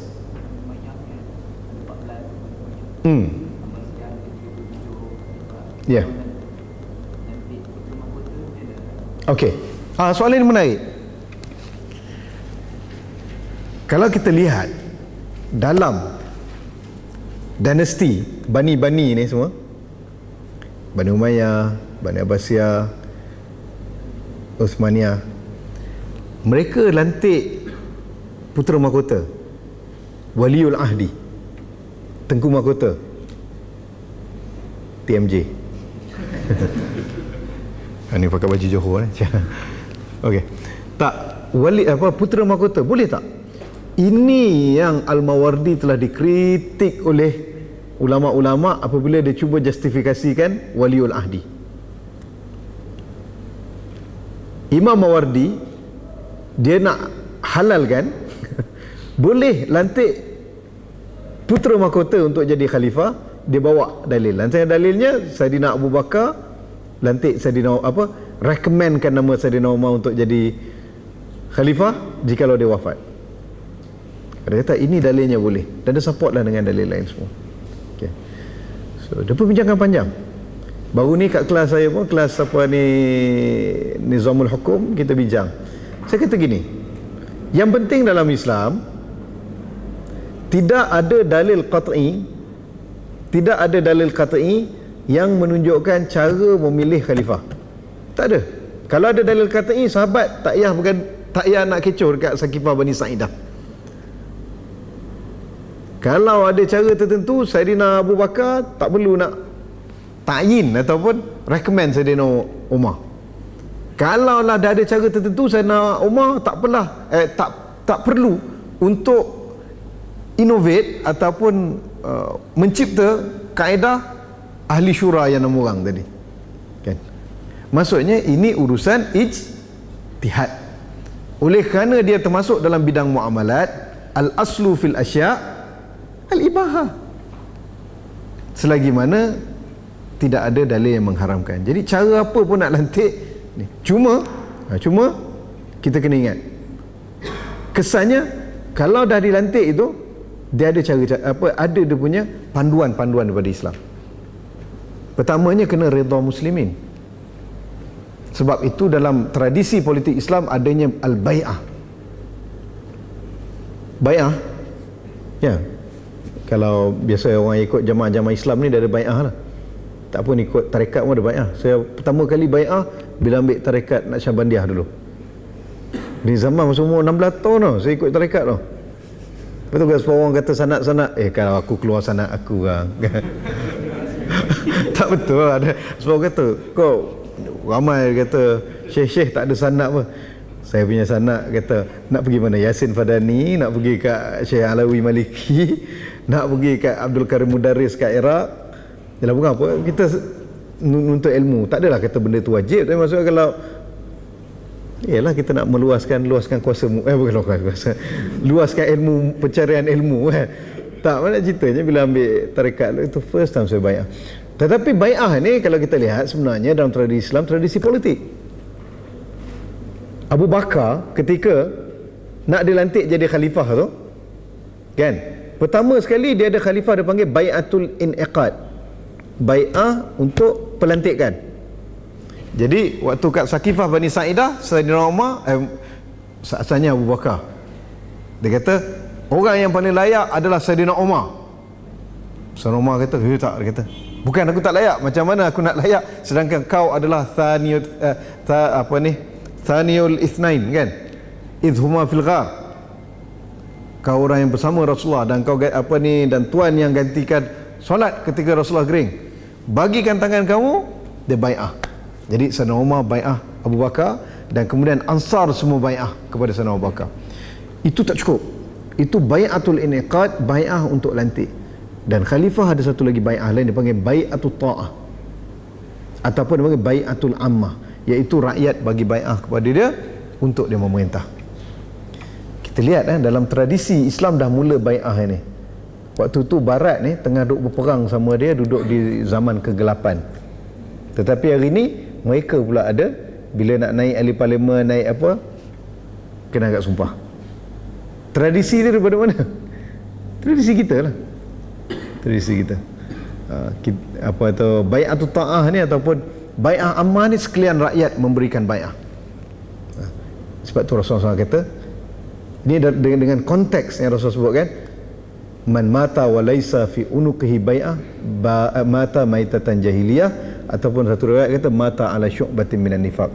Siapa mati dalam keadaan tidak berbai'ah, nak bai'ah kena ada orang kita nak bai'ah, iaitu kena ada imam lah kan, kena ada punya khalifah. Tapi kalau tak ada khalifah, tak ada imam, kita nak bai'ah macam mana kan? Siapa yang ada imam, ada khalifah tetapi dia tidak berbai'ah, maka dia mati dalam keadaan munafik ataupun dia mati dalam keadaan jahiliah. Ni jangan, ni dah lagi aku tak bai'ah ni, kang mati tak khalifah pun tak ada, nak bai'ah macam mana? Jadi itu yang separuh tarekat-tarekat ni dia kata, dia gunakan hadis ni, siapa yang mati tak bai'ah mati jahiliah, jadi kena bai'ah dengan syekh tarekat. Jadi kurang-kurangnya bila kita kat akhirat nanti, Allah Ta'ala tanya ada bai'ah, ada, aku dah bai'ah dengan syekh ni, aku dah bai'ah dengan syekh ni.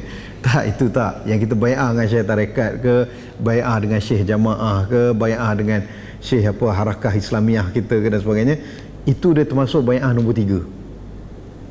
Bai'ah pertama iniqad ni untuk khalifah. Bai'atul ta'ah pun rakyat angkat sumpah pada khalifah. Bai'ah ketiga, dia panggil juga sebagai al-ahdu ataupun al-wa'du ataupun al-yamin.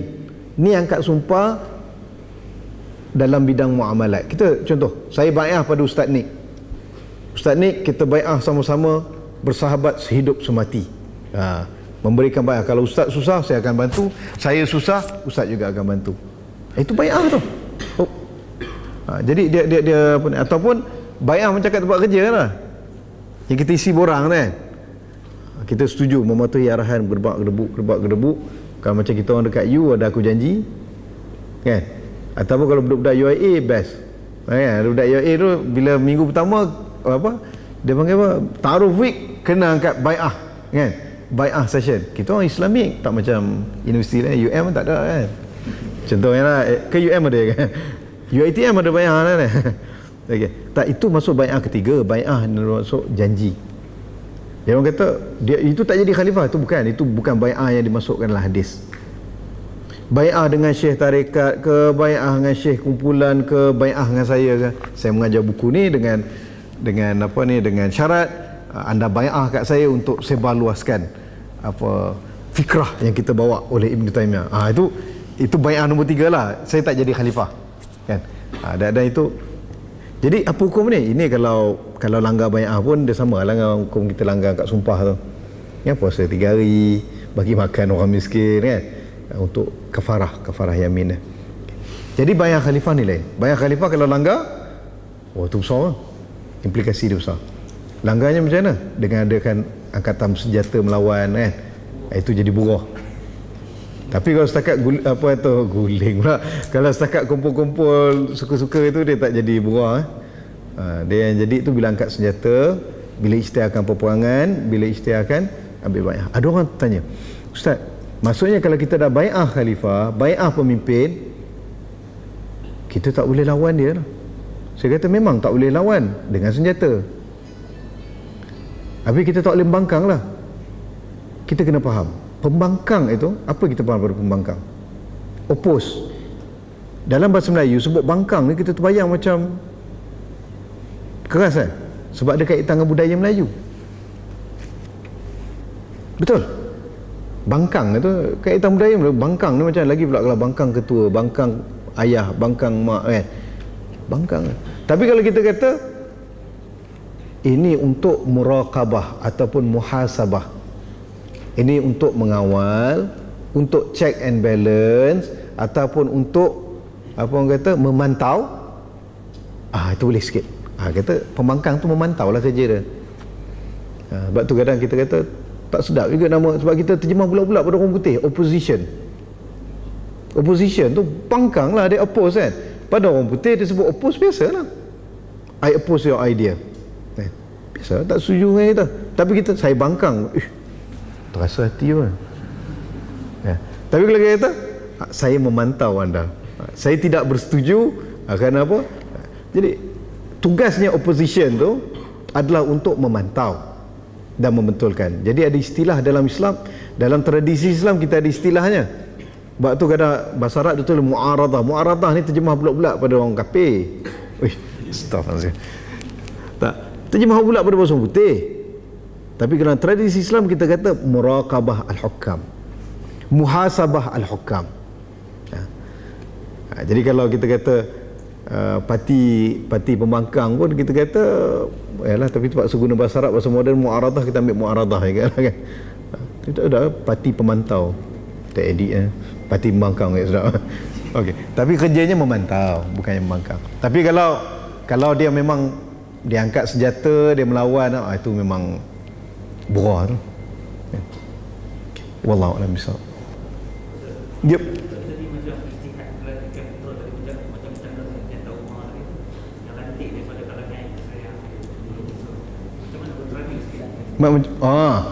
Itu sebab ijtihad, itu ijtihad saya normal.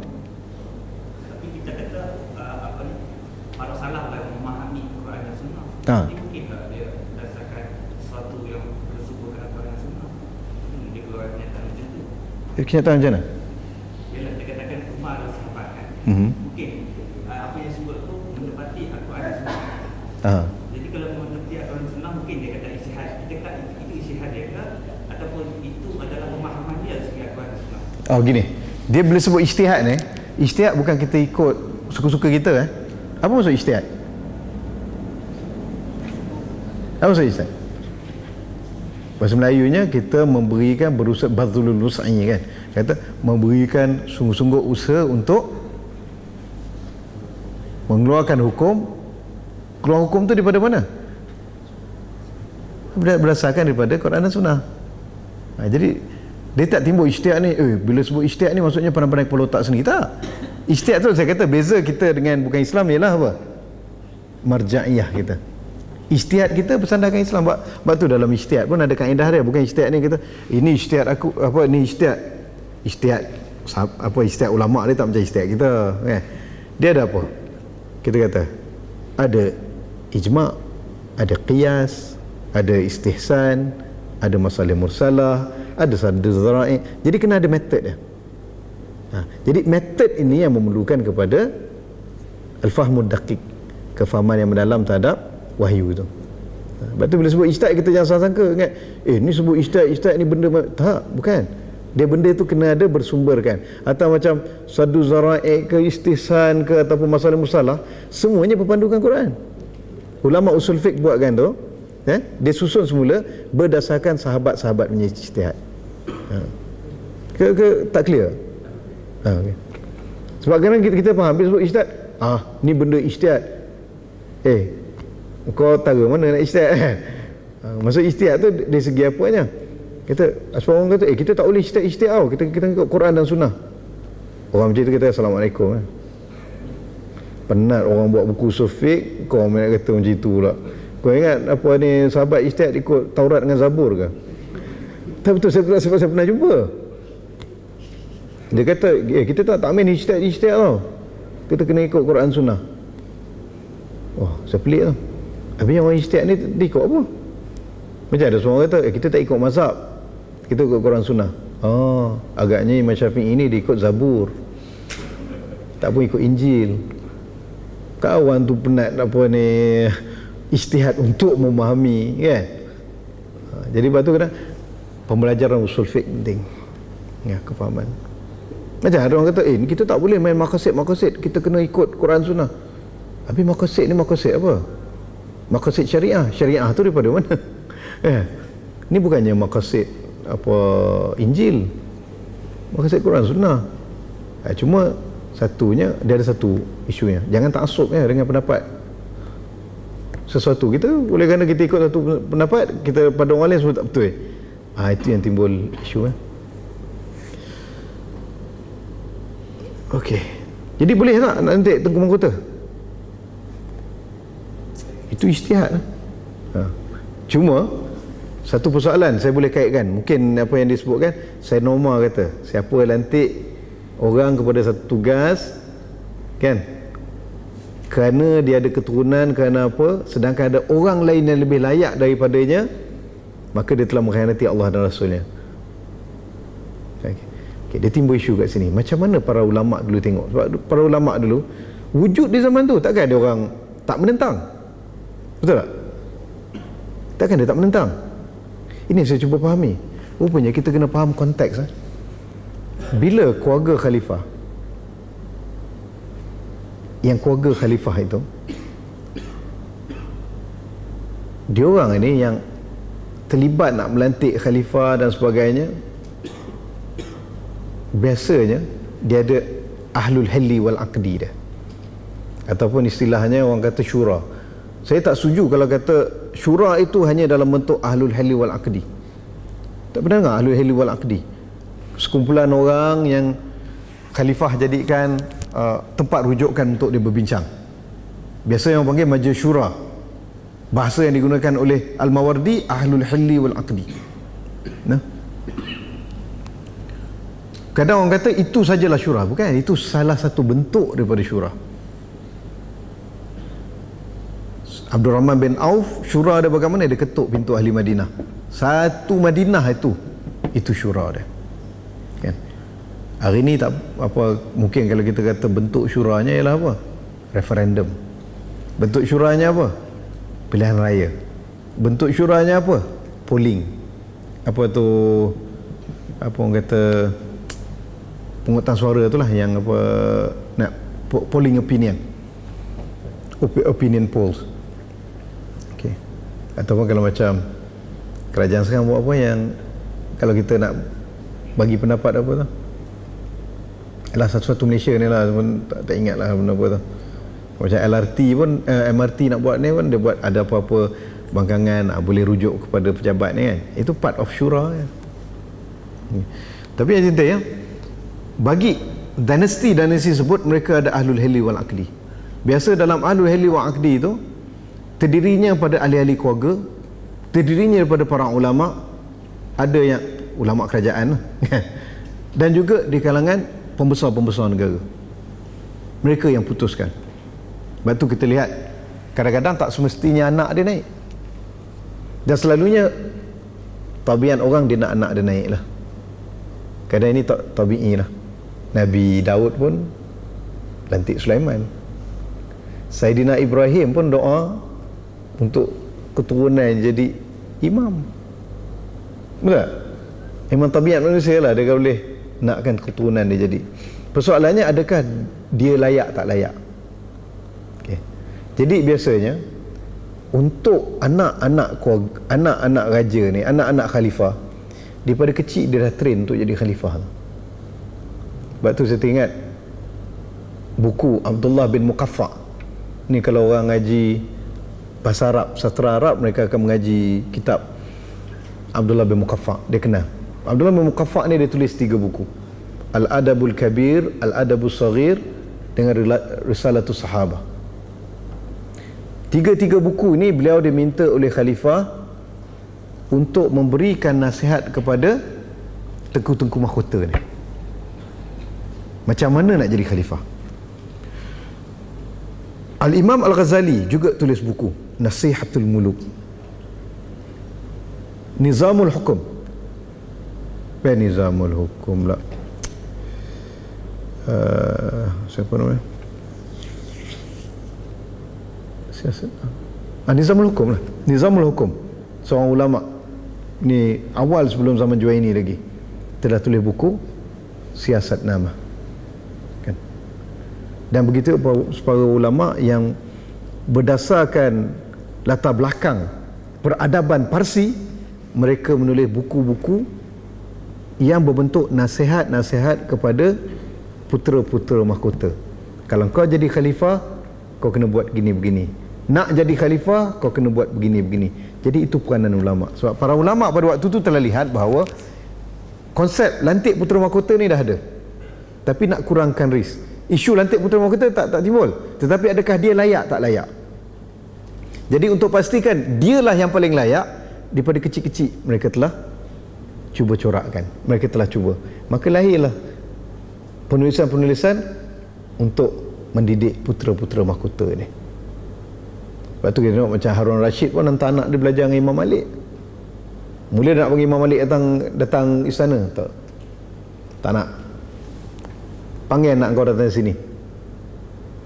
Panggil anak dia, wah, dengan kapet merah lah, tak boleh. Dengan syarat dia datang kat mana dia datang, dia duduk situ. Dia datang awal, duduk depan. Datang lambat, kau duduk kat tepi pintu, duduklah kat tepi pintu.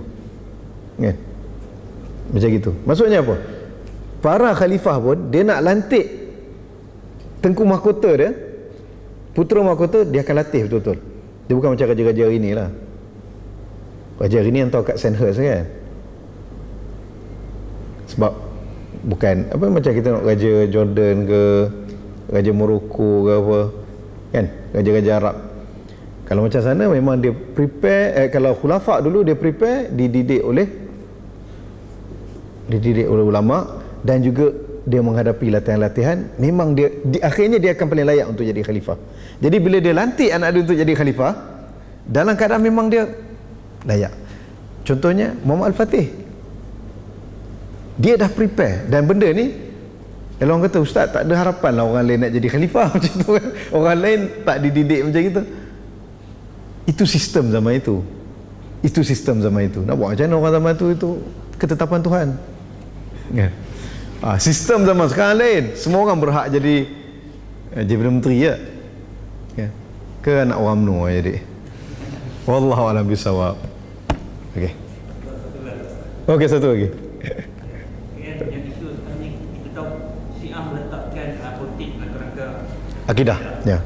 Tapi geng-geng belah Saudi ni pun ada macam bunyi-bunyi sikit apabila dia katakan hadis yang Ta'amal Binti itu. Ya, betul. Tak itu yang kita sentuh pada awal tadi, bahawa kebanyakan mereka bila dilihat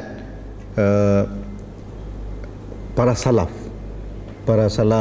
daripada para a'immah, mereka melawan golongan Syiah kan, ataupun mereka membawa hadis-hadis itu dan kadang dibincangkan dalam buku akidah kan, dalam perbincangan tentang sunnah. Jadi mereka fahami bahawa itu juga politik, itu juga akidah.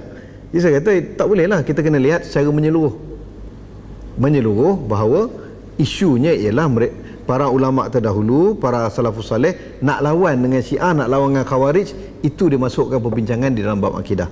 Dan buktinya bahawa benda itu bukan dalam akidah. Imam Ahmad dan imam lain, benda yang macam sapu khuf itu pun masuk dalam perbincangan akidah. Takkan kita kata benda itu akidah juga kan. Kadang antara yang ada masuk dalam akidah, siapa tu, antara apa orang kata dulu Khawarij ni, dia punya lambang dia apa? Dia botak kepala. Saya dulu terkejut tau, ada syekh saya, ni syekh Salafi lah, dia tanya saya, tentu saya botak, dia kata kau boleh haji ke? Tak boleh haji, sebab bulan tu, musim tu bukan musim haji. Habis kau botak kepala? Sunnah. Dah terkejut, dia, siapa kata sunnah? Kita orang Melayu, botak kepala kita sunnah. Ini sunnah Arkam tu lah, masa zaman Arkam tu kita duk ikut Arkam Jadi memang kebanyakan dia hero, kebanyakannya berkepala botak, pada pakai serban atau kat pondok kan suka botak kepala. Dia terkejut tu, siapa kata sunnah? Dia kata dia boleh jadi botak sunnah, dia kata 3 tempat.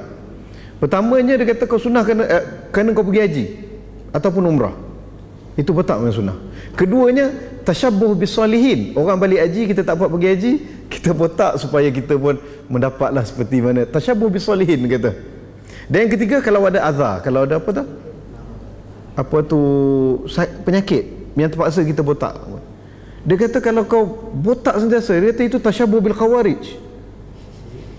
Jadi ada antara ulama ahli sunnah wal jamaah kita mengatakan antara ciri sunnah ialah tidak membotakkan kepala selain daripada manasik. Takkan kata itu isu akidah ke? Tengok orang saja tapi kalau botak kerana gugur rambut tu lain kan. Itu tak boleh buat apa. Tapi kalau saya saja suka botak kerana memang, tapi ada orang kata, ustaz, ni pesen saya. Sebab saya kalau rambut panjang nampaklah jarang-jarang. Itu tak apa. Itu tak apa. Ini yang macam iktikad. Botak tu iktikad bahawa benda tu sunnah, itu tak boleh. Tapi kalau memang kepala kita botak macam mana? Ataupun rambut jarang-jarang. Sebab di kalangan sahabat pun memang ada sahabat yang memang botak sentiasa. Siapa antara? Sahabat ni ada macam jenis. Ada sahabat yang memang botak, ada sahabat yang memang rambut panjang. Sahabat yang botak terkenal dua orang, Saidina Ali dengan Saidina Umar. Saidina Ali dia bukan sekadar botak, dia orang kata janggut dia lebat sehingga penuh dada dah. Saya terpayang, ya Allah. Kemudian badan dia sasa. Badan dia sasa dan mukanya garang. Sebab tu ada tu riwayat betul tidak ni Sayyidatina Fatimah awal ni tak nak kahwin dengan dia. Sebab tak apa ni, mungkin yalah orang perempuan tengok dengan kepala botak janggut gitu kan. Ya. Tapi bila tengok dengan kepandaian dia daripada Rasulullah pujinya kan, macam-macam pujian, akhirnya Fatimah tak akan membangkang pendapat ayahnya kan. Dan Fatimah antara yang paling sahabat rapat dengan Rasulullah SAW. Rasulullah wafat pun yang paling pertama meninggal Fatimah selepas wafat Rasulullah SAW. Dan kadang bila baca hubungan Fatimah dengan Rasulullah ni, dia menarik tau. Sebab kita ada anak, bila siapa yang ada anak perempuan lah kan, kadang tengok macam ada favoritism gitu. Macam ada favoritism lah banding anak-anak lain. Tapi saya cuba fahamkan, mungkin tak lah, bukan favoritism, tapi hanya Fatimah yang selalu ceritakan. Anak-anak lain tak banyak yang dia orang, walaupun Hafsah kan, tapi tak banyak yang diceritakan hubungan dengan Rasulullah, ataupun mereka dengan Rasulullah mereka dah besar tu. Tapi Fatimah memang rapat kan. Tak apalah kita. Jadi Sayyidina Ali antara botak. Lagi seorang lagi, Sayyidina Umar. Sayyidina Umar memang ni lah, brutal lah nampak. Dengan tinggi besar kan, naik kuda pun kaki jejak lantai. Dan orang kata kalau budak-budak pun takut dengan dia, dan pernah ada segah seorang wanita sampai gugur. Dan dia kena bayar diat untuk gugur tu, nisfu diyah. Ada sahabat yang rambut panjang. Yang saya ingat lagi kalau kita baca dunia biografi dia, dua orang, Abdullah bin Mas'ud dengan Abdullah bin Abbas. Abdullah bin Abbas ada satu tocang, Abdullah bin Mas'ud ada dua tocang. Dan setiap kali nak solat, sunnah ya. Kadang orang rambut panjang, saya ingat ramai rambut panjang nak ikut sunnah, tapi bila datang solat tak ikut sunnah. Dia pergi ikat rambut dia. Tak boleh. Kalau kita rambut panjang nak solat, kita kena lepaskan biar rambut tu sujud bersama kita. Ya, itu sunnahnya kalau panjang. Bertocang tak masalah, itu di luar solat lah. Dua tocang ikut Ibn Mas'ud, satu tocang ikut Ibn Abbas kan? Lepas ni rambut panjang ramai. Taklah, itu zaman dulu. Kita kalau syarat kerja, syarat universiti, syarat sekolah kata tak boleh, jangan. Ni kenapa ni? Sunnah ni. Janganlah. Sunnah ni dia, kita kena faham, sunnahnya Rasul ialah apa? Rasulullah seorang yang presentable. Dia pakai yang sesuai dengan keadaannya. Dan Rasulullah SAW nahaan libasi syuhrah. Rasulullah larang daripada pakaian yang syuhrah. Syuhrah ni apa? Glamour, dok berlain daripada orang lain. Macam kadang kata, yang pakai merelit tu lah. Ya, itu kalau merelit-relit di kalangan orang tak pernah merelit, dia jadi ni. Tapi kalau kita di kalangan orang pakai macam biasa, kita pula duduk pakai baju terbalik ke kan, buat pakai baju kalau sebelah kuning, sebelah apa, nampak berlain pada orang. Itu tak boleh, itu libas syuhrah lah kan. Kadang libas syuhrah, saya ingat dulu Syekh saya marah betul saya suka pakai t-shirt, pakai seluar camel, dia pakai slipper. Dia tak marah, dia marah betul. Dia kata, Apa kau pakai macam ni? Dia tak ada suruh saya pakai jubah, walaupun dia pakai jubah tu tapi rupanya bila bertemu hadis tu berkata, kita pakai tu kena nak nampak sempoi tu. Walaupun nampak sempoi tapi belagak. Kita lah paling sempoi kat itu. Itu termasuk dalam libas syuhrah. Tapi kalau kita memang tak mampu kita pakai tu, dia faham ni, dia tahu kita mampu tapi kita sengaja pakai macam tu. Kita kan tengok orang lain elok ya pakai, kalau tak mana pakai baju Melayu, pakai kemeja, tak pun pakai, tak adalah pakai selipar. Kalau pakai selipar pun pakai elok sikit kan. Saya faham, itu libas syuhrah tu kan? Jadi itulah kerangkanya, maksudnya tak boleh difahamkan dalam kerangka akidah gitu. Cuma kita kena faham, kalau Saudi ni mereka ada sejarah. Dia sejarahnya apa? Sejarah berkaitan dengan dia berkait politik penubuhan negara Saudi itu sendiri. Kingdom kita panggil apa? Kerajaan kerajaan Saudi itu sendiri. Dia ditubuhkan di atas persepakatan dua kuasa. Kuasa agama dengan kuasa politik. Kuasa politik Ali Saud dan kuasa agama daripada gerakan dakwah Muhammad bin Abdul Wahab. Ali Saud, bayangkan satu-satu negara dalam dunia yang negara dinamakan ikut nama keluarga. Al-Mamlakah Saudiyah. Ini milik keluarga Saud. Milik keluarga yang 70,000 orang tu. Sekarang ni 70,000 lebih kurang lebih ada keluarganya. Waktu ditubuhkan, dia sepakatan tu. Kuasa agama kena membantu politik. Politik kena membantu agama. Jadi kalau dapat kerajaan, mereka dapatkan daripada kerajaan Osmaniyah itu, golongan agama bebas untuk menyeru, membawa dakwah Muhammad bin Abdul Wahab yang terasnya mazhab Hambali lah. Jadi dua ni kena saling kuat menguatkan. Untuk di segi politik mereka kena bantu dan juga kena menyebarluaskan ajaran agama berdasarkan manhaj Muhammad bin Abdul Wahab dan gerakan agama, sehingga hari ini institusi agama dia dan ulama'nya kena pastikan bahawa kerajaan Al-Saud ni akan kekal. Jadi kalau kita dengar fatwa dia buat apa semua, ialah dalil, memang dalil, kefahaman mereka tak ada dalil, tetapi kerangkanya berdasarkan penubuhan. Kita kena faham. Jadi dia tak akan terpisah dua ni, kecuali kalau berlaku wallahu alam bisa apa-apa baru dirongkaikan dua ni. Jadi kuasa agama dia, institusi agama akan memastikan Al-Saud akan kekal berkuasa. Al-Saud akan memastikan golongan agamanya tak akan ada pendekatan lain lah. Tak akan boleh pendekatan wasatiyah ke apa, tak boleh. Dia kena macam tu. Wallahu a'lam bishawab. Ya, cukup ke 5 minit lagi? Orang perempuan nak tanya. Jarang biasa orang perempuan minat dengan benda-benda politik ni. Hebat kakak-kakak sekalian ni. Okey. Cukup Ustaz? Okey, wassallallahu ala Muhammad wa ala alihi wasallam. Saya minta maaf kalau ada silap kata. Inilah orang jahil macam ni, ada sembang.